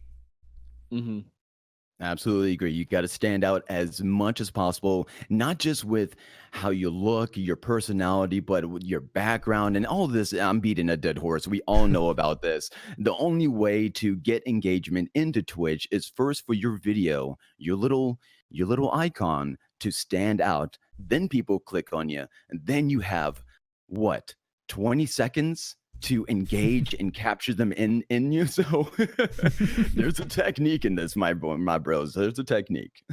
Absolutely. Yeah, man. MPI, Vel, you guys have any other last kind of thoughts to add on maybe the future of Twitch streaming and events like that?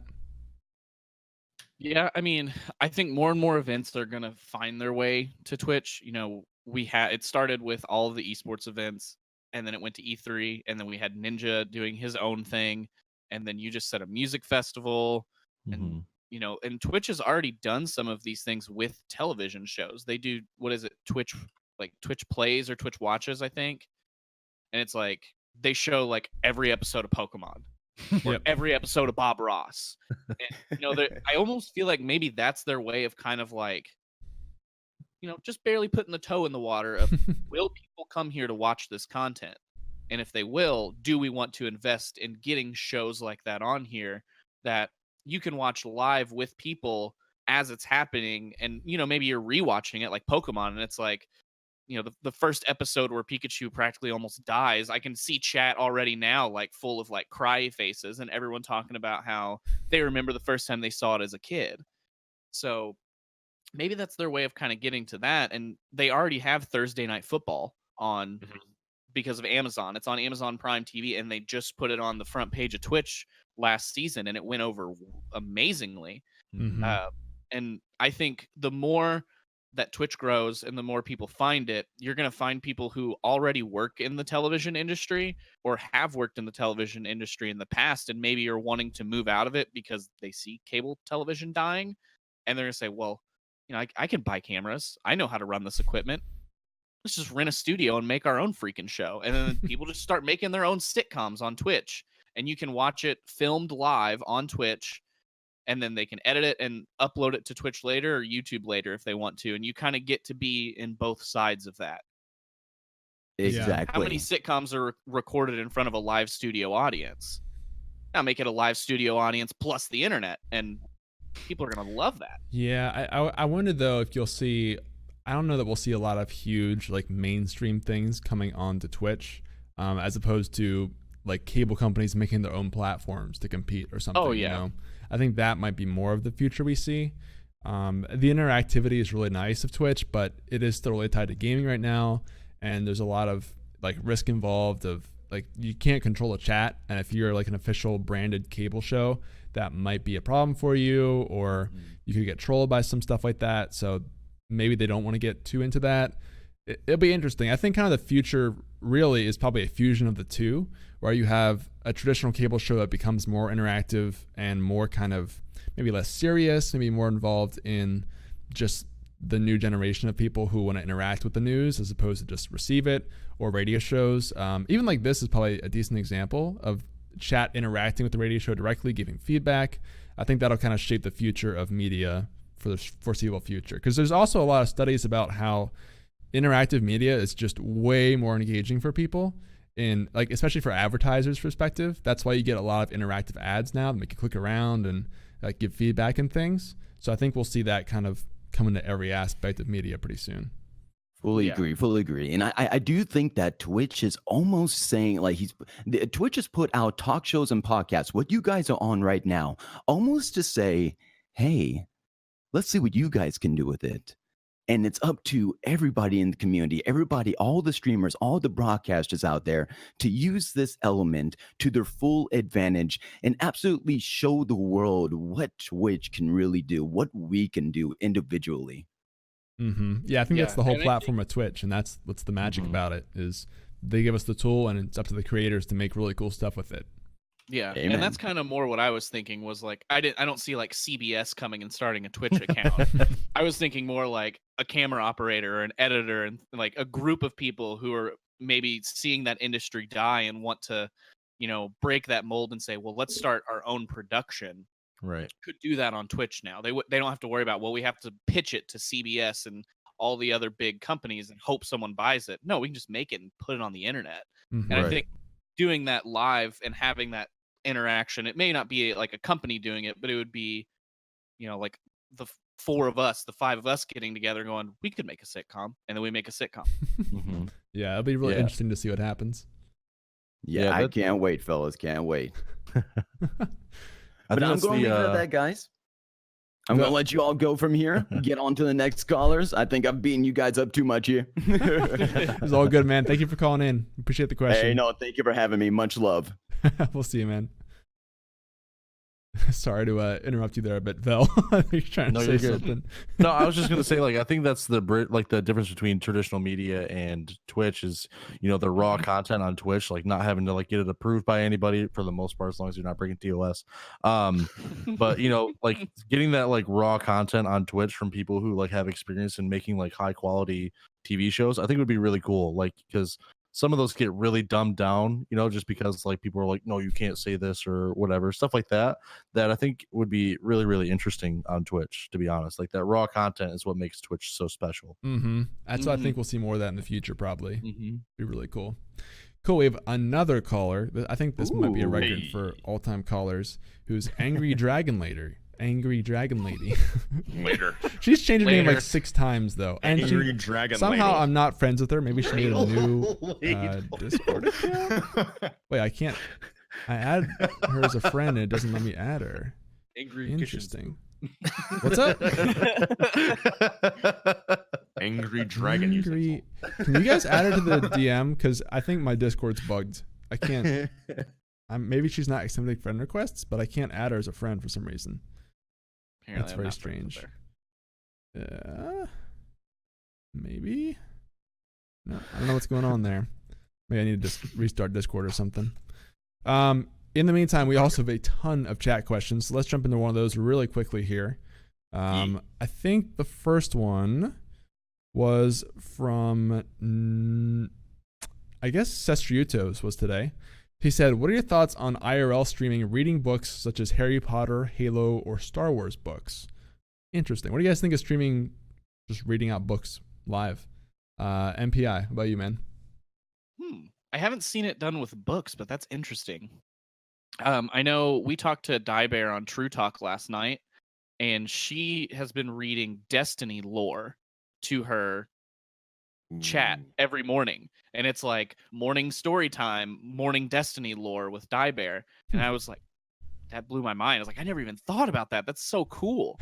So I mean, reading books like that could be interesting. It might be cooler at that point, maybe just start a book club with your chat. Like say, hey, we're all going to read this book and then get together and discuss it. Yeah, I think you guys have seen Britt Wolf on the show here before a couple times. I know he has done reading in the past. Oh, we got angry on the show, apparently. Didn't even do anything. Suddenly it works. All right, hold that thought. Angry Dragon Lady, are you here with us? And I've only changed my name once, Green, for God's sake. I don't know. I think Discord just bugged because some reason you weren't my friend on there. But anyway, how you doing today? Welcome back to the show. Hey, guys. I've missed your faces. I've been off for about 6 months because of school and work, but I am trying to make a comeback now. I have a little question for you. So I'm interested in getting back into streaming, but I have found that I get more satisfaction from raising money for others. I'm really interested in strictly being charity only. I have no idea where to start, what I should do, how I should select. Can I change charities? How the money situation works? I just wanted your thoughts on it, because I find that I just get better satisfaction raising money for causes. I don't know. I'm not trying to be, I'm better, but no, I just like it more. I don't have the time to invest in this as a career for myself, but I just want to kind of give back somehow. And I just wanted your thoughts on it. Sure. So I know MPI kind of had a similar thing with this when he started. I think because you really want to push for a lot of charity work with your stream. Is that right? Yeah. So maybe a month and a half after I started streaming, we did a 12-hour stream that led up to a full month of streaming for a mental health nonprofit. And I think there's a lot that goes into it, and the biggest thing is to find charities that you're passionate about, because if you find something that you don't really care about that much, but you still want to try to like push to raise money for it, you're not going to be as hyped about it as you would something you're passionate about, because you'll just kind of be like, all right guys, don't forget we're raising money for this month. Like, so Right. I think from there the biggest thing is finding things that you're passionate about, and you could either do it with one charity or maybe change it up every month, every quarter. And the biggest thing would be, don't get discouraged if you don't see a lot of donations all the time, because there's a big thing on Twitch of charity burnout, of everyone wants to do charity streams, and then everyone is, I can't donate to every charity because I still have to eat too. So people get burnt out on that kind of easily. But I think if you're making that like all that you stream, it could be good to find things that you're passionate about and your community are passionate about too. Maybe put a poll out to them, like, what kind of charities do you guys care about? Is it animal rescues? Is it mental health? Is it, saving wildlife, the forest, whatever it is? I would focus on a lot of those things. And then as far as the money goes, you mentioned that the technical side of things, I just use Tiltify for everything. That's the easiest way. And if there's the nonprofit for some reason is not signed up on Tiltify already, it's super easy to sign up. The first one I worked with had never heard of Tiltify. I sent them one link to it, and a day or two later, he's like, "Oh yeah, we're set up. Everything's ready to go." Like, they just fill out the information, put in their tax information, and that's it. It's super easy to set up, and that way you can still get alerts through Streamlabs, and you never have to. The biggest thing with that is you never touch the money. Good. It goes directly to them, and that's it. The other thing you can do if you're not worried about like alerts is almost every charity has a site that you can just donate to directly. You go to whatever the website is, and there's usually like /donate, and they can donate directly there. You just won't be notified if they do.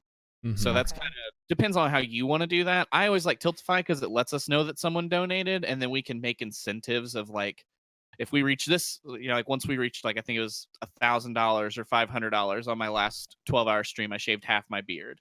And then from there, we were like pieing people in the face, doing Twitch things, that kind of stuff. So you can make it interesting to people to donate to the charity, or you can just say, just go donate here. Let me know if you did it. Yeah, it's true. Okay. Yeah, I was thinking about maybe doing it like twice a month, and that's it. Not like, because that's about all I can stream. Yeah. But I didn't know if it would be, good for someone like me who doesn't stream that often, who doesn't have a huge community, or where I should go with that.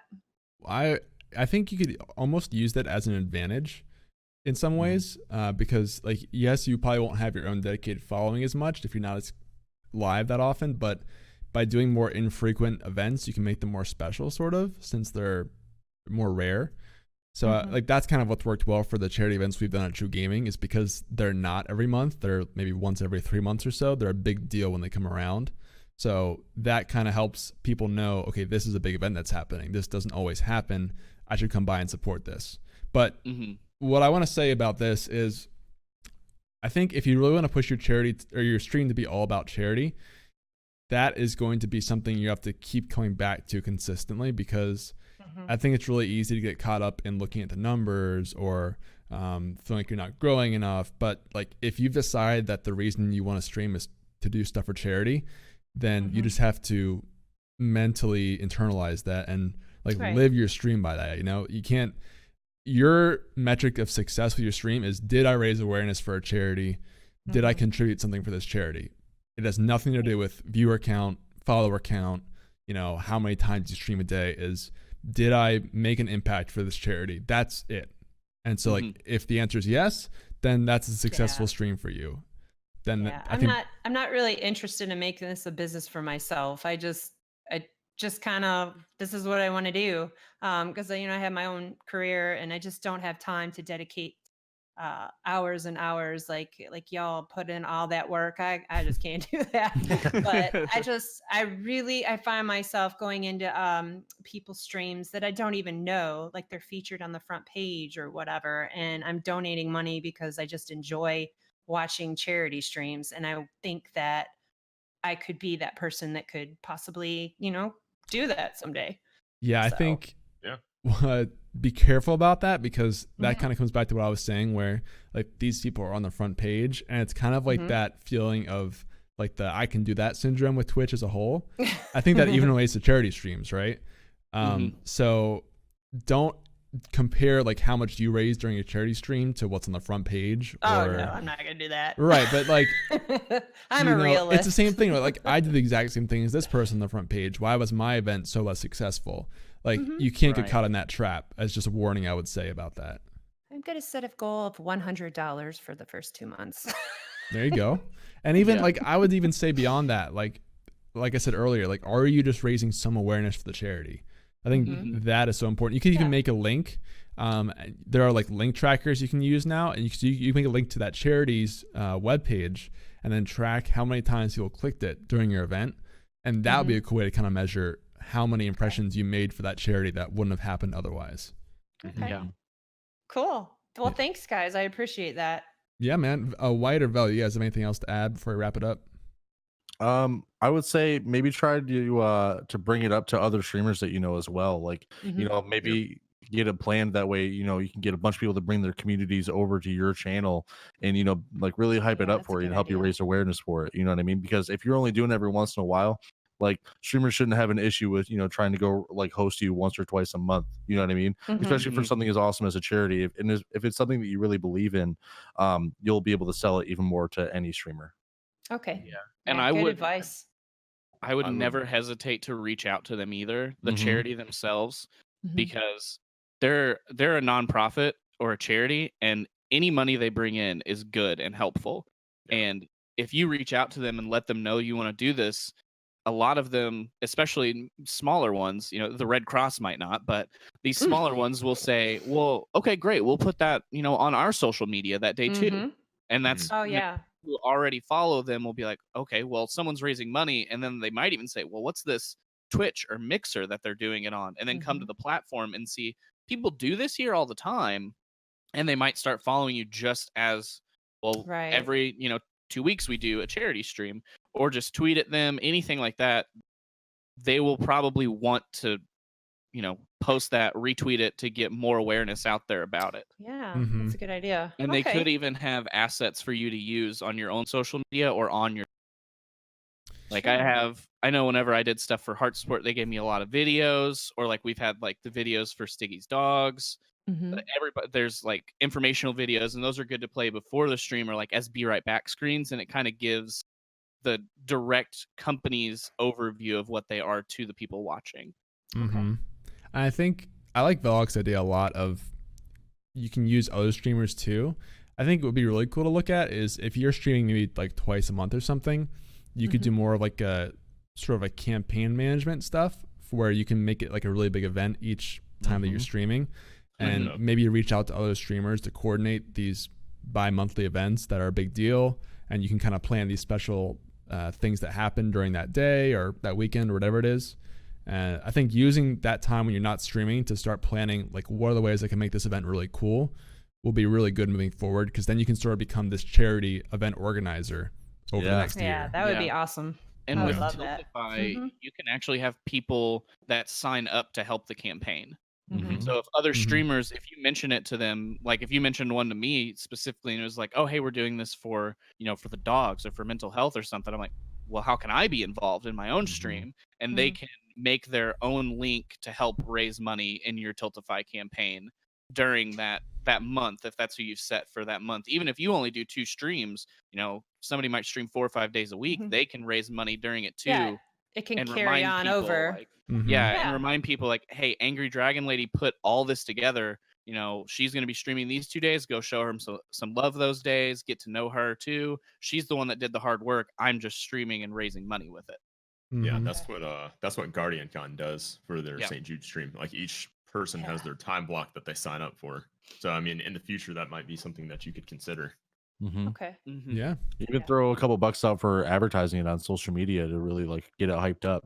Yeah, Okay. I was gonna say that was my suggestion, is really hype it up. Like, I don't know how long we do it beforehand for True, but it's like really get the engagement going for it like way beforehand, so people know when this event's gonna happen. We Okay. start planning about a month out generally. Yeah. Gotcha. Yeah. All Cool. right. All right, August, guys, I'm gonna have a stream. All right. Yeah. Hit us up. All right. I appreciate your input, and it was good to see you guys. I miss you. Miss you too. We miss you Thanks as for well. calling in. We appreciate it. All right. Take care. See ya. All right. And we have Twinkie Talks back to call in now as our final caller. I think Twinkie. this is almost an entire show of calls. I don't know if we've really even done any questions today, which is kind of crazy. We'll get know. Twinkie on the show right now and I know there's a see. lot of questions too. Yeah. It's been a lot. The good questions, though. Yeah. All right. Twinkie, you there? Hello. Hey, how's it going? Okay, you guys can hear me. Great. Oh wait, let me mute the stream. This is confusing. So this is please don't give me flack for this, but I'm currently planning a podcast myself. So my Ooh. question is related to that. So I know this is bad saying this on another podcast, but No. Why would you do that? I'm just joking. Next caller. Don't take Sean. Okay, so I was this is basically like it's supposed to be between me and another streamer friend, and we're kind of struggling and figuring out like, do we want to make this like its own entity, as in like stream it and like post it as its own channel, its own YouTube, its own Twitch sort of thing, or do we like maybe stream it on our Twitch channels and then kind of combine it and then post it on one person's YouTube or something, or like make like one person's, like how do you go about like kind of pulling that all together? Sure. Yeah, there's a lot to consider with in terms of like where you should stream it, where you should host it. I'm kind of curious. Can you tell us a little about the podcast of like what the theme is? It's generally gonna be, because I'm really into indie games and we're both kind of really into indie games, so it's gonna be about like current event and news regarding indie games and indie game developers, development, new games coming out and stuff like that. So just generally about that. Okay. Well, I would say it sort of depends on the sizes of your channels, but I would generally say it's probably better to do it on one of your channels than to make a new channel for it most of the time. Now, in this instance, we're on like a branded channel that makes a lot of different types of content, but I think making one specific channel just for that show is not going to be live enough to really warrant it. So it'll make more sense to stream on one of your own channels, and you can decide who that is. Maybe you alternate each week. Maybe you co-stream it at the same time. It could be up to you guys. But I think that way, because the problem is if you make a new channel, then you have to drive all your existing followers over to that new channel. And people, like, no matter how communicative you are about it, people just won't all get there and follow it. And you're going to lose some people. And it's kind of like building a new audience from the ground up. So I would say just stream it on your own channel, and then you can distribute it to like iTunes and Spotify and things after that, personally. MPI, though, I know does some podcasting as well. What do you think about this? Yeah. So I do the True Talk podcast on Thursday nights, and we stream that podcast on my channel, but it's still the True Talk podcast.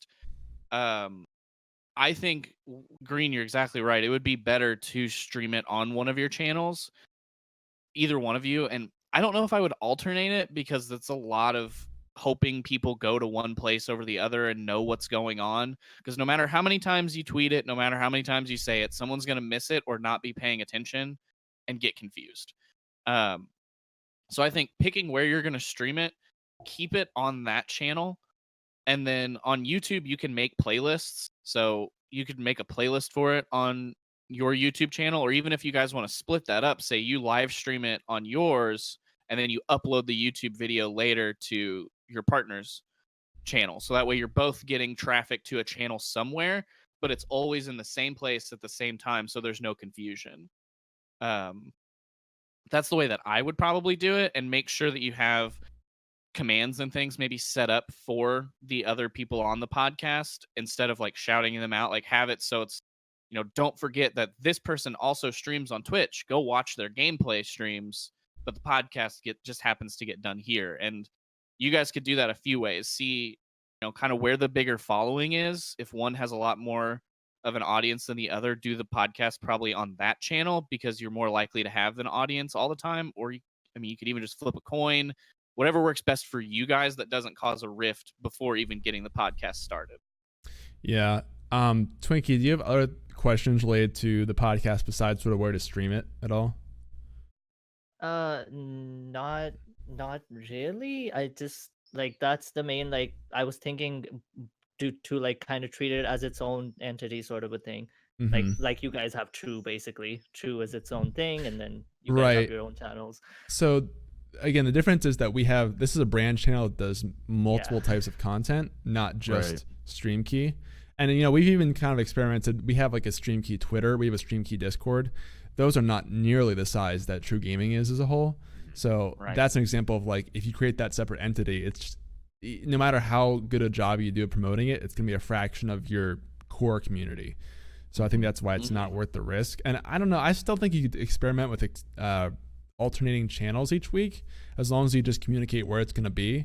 Because the problem is yes, on paper it makes sense to stick to the channel that's bigger just for audience size, but I feel like over time that's going to form this issue where one person's getting a lot more promotion than the other, and that's not going to be good for a co-host for podcasting. Right. So I would see if you could alternate each week, or maybe even like do twice a week or something, and it's on both channels once a week. I think that would probably help grow that and not make a divisive issue growing forward with the podcast. Okay, yeah, that helps. I guess another question I would have would be like, how do you manage sort of chat interaction while conducting like a live podcast? Like, I realize like you guys don't exactly point out chat that much, but for instance, like my stream, like personally, is really chat oriented, so I don't know how to kind of balance that. Yeah, it's not easy, I'll tell you that. That's kind of the reason why we've moved from, we used to do interview shows on here, which are pretty good. So the interview shows would be like 40 minutes of one-on-one, and then the last 20 were just me reading off chat questions. And now we have this kind of call-in show, and we'll occasionally just read off comments from the chat. The truth is, with the podcast, with the panel, it's not always going to be the most interactive thing. And I feel like that's something that you just kind of have to understand. That's true even of the highest level podcasts, right? That are on Twitch, like Drop Frames, the H3 podcast, when it was on here, they're just not that interactive, because that's kind of how podcasts are. But you should still do a good job of trying to interact when you can. So maybe thinking of a format where it works in viewers or callers like this one does, or some sort of like game that they can play along with during the show. And Vel, you've been doing this for a while too. Do you have thoughts for Twinkie? I mean, like when we were at TwitchCon in 2017, Green, I remember we went to that podcasting panel, and this question was actually brought up, and even the top people were like, you just got to kind of go with it. Like they didn't have an exact answer for you. It's all dependent on, how you structure your podcast. Like if you have a bunch of time to respond to chat, and chat's like actually like asking you questions related to the topic, then do your thing. But if you have something like, we have you here as a caller right now, we're not going to be reading out chat, even if they're adding us. You know what I mean?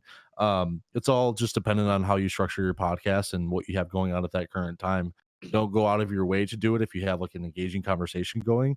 But if there's nothing going on, take a couple minutes to just, read off chat real quick if that's your thing for your show. Yeah, that's the thing really that we've kind of run into is, with podcasts in particular, you tend to get into really deep conversations a lot of the time. And if you're kind of trying to look at chat at the same time, you're really going to be scatterbrained and you're not going to be able to get into those deep conversations. And I think you kind of have to figure out what your key audience is. So for us with StreamKey, it's almost all primarily offline downloads, people listening, on Spotify and iTunes. So frankly, like I'm more concerned with making a great experience for them since that's the vast majority of listeners. So that's why on that 75K, by the way. Yeah, thank you. It's exciting. But that's why I think we try to focus on having really good conversations, and we work in chat when we can without it being just not a good experience for audio listeners overall. Mm-hmm. So, and something kind of the way that I've found doing it is when we do the True Talk podcast, a lot of times if there's something in chat that I can I can respond to, or if someone pings me in chat, I'll just respond in chat. Like I'll type it out in chat so that way whenever it goes to be a video later on YouTube or a podcast that gets listened to on audio, I don't read a random thing in chat and people are like, what's this guy talking about? Yep. Or if it is something that you want to talk about, you can read it through chat. You can say like, Twinkle Talks in chat says, and then read that question and kind of talk about it. So that way, when someone's listening to it later as an audio or maybe on YouTube, they'll know that you were talking about the Twitch chat and kind of where that came from. Yep. And with that, you can almost kind of remind them like, hey, just another reminder, we do this on Twitch. So if you want to interact with us live, come join us when we're live. Yeah, like, so speaking of all you listeners right now, we're streaming live on Twitch. Come watch the live show sometime.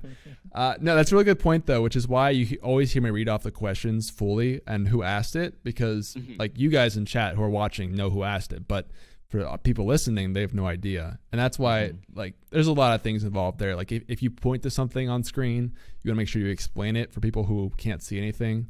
There's a lot to learn with podcasting while live streaming. It's a sort of something you just learn over time, I think. Yeah. Yep. Cool. Twinkie, any other follow-up questions or thoughts on that? No, I think that was pretty good. I think I kind of have a base of where to get started. So yeah, see you guys soon, I guess. Cool, man. Thanks for calling in and good luck on your podcast. Bye. See ya. All right. Well, it is 1:00 already. That flew by today with all the callers. Thank you guys all so much for calling in. Seriously, that was a really good show. I know there were a lot of chat questions that we couldn't get to. I will put those first on the list next week. But again, it's really driven by callers. So I'd love to have you guys call in next week and ask your question if you didn't get to ask it today. And we also try to respond to stuff. If you're in our Discord, you can just ask us there, and we'll, of course, give you feedback if that works for you. Thank you guys all for coming on the show once again. I'll start with Whiteshadow. Thank you, man. Anything you want to say to people about where they can find you or stuff to check out before we head off? You guys know where to find me. Twitch.tv/Whiteshadow_001. I would love to see you guys come out to the True Fam show on Wednesdays. I am there in the studio live every week. So yeah, come hang out with us there. And if you guys want to be on the show, be sure to DM me. Absolutely. Yeah, we're still trying to figure out where that show's going. I think it's going to end up being sort of a more silly, wacky show, which is really fun. And then, of course, our other podcast, True Talk by MPI over here. MPI, anything you want to say to people before we head off? Yeah, so we do the True Talk podcast every Thursday night at 9 p.m. Eastern. You can find that on my channel, twitch.tv/Mr. Pure Instinct. We have True affiliates on, and we talk to them and kind of get to know them. If there's news to talk about, we talk about news. If not, we just kind of talk and have random fun conversations. Last night, we had a lot of fun stuff going on. So if you guys haven't checked that out live, you can do it then, or it goes up on Tuesdays on YouTube or your favorite podcasting platform. There you go. Make sure you check that out. And last but not least, Veli, anything you want to plug before we head off here? You can find me at VELOKK_TV on Twitch and then all social medias. And are we doing a show next week, Green? Oh, I should mention that. Good point. Yeah, so I know we will not be doing a show 2 weeks out from now because that's July 5th and we'll be off for that. Next week, I'm not sure yet because our boy Vince is not going to be here. So we're going to see if we try and make something work or if we just kind of take off next week. I'll let you guys know on Twitter and Discord. Make sure you stay up to date on that. We'll see. So cool. Thank you guys all for coming out and watching. Make sure you jump in the Discord if you haven't already. If you didn't get your question answered, I can't type, or if you want to get info on the next week's show, all that. And make sure you check us out on iTunes, Spotify, etc. And please leave us a review if you haven't. Really, really helps us grow the show. Thank you guys for 75,000 downloads. It's awesome, and we're not stopping anytime soon. We'll see you guys later. Have a good one. Blaze up.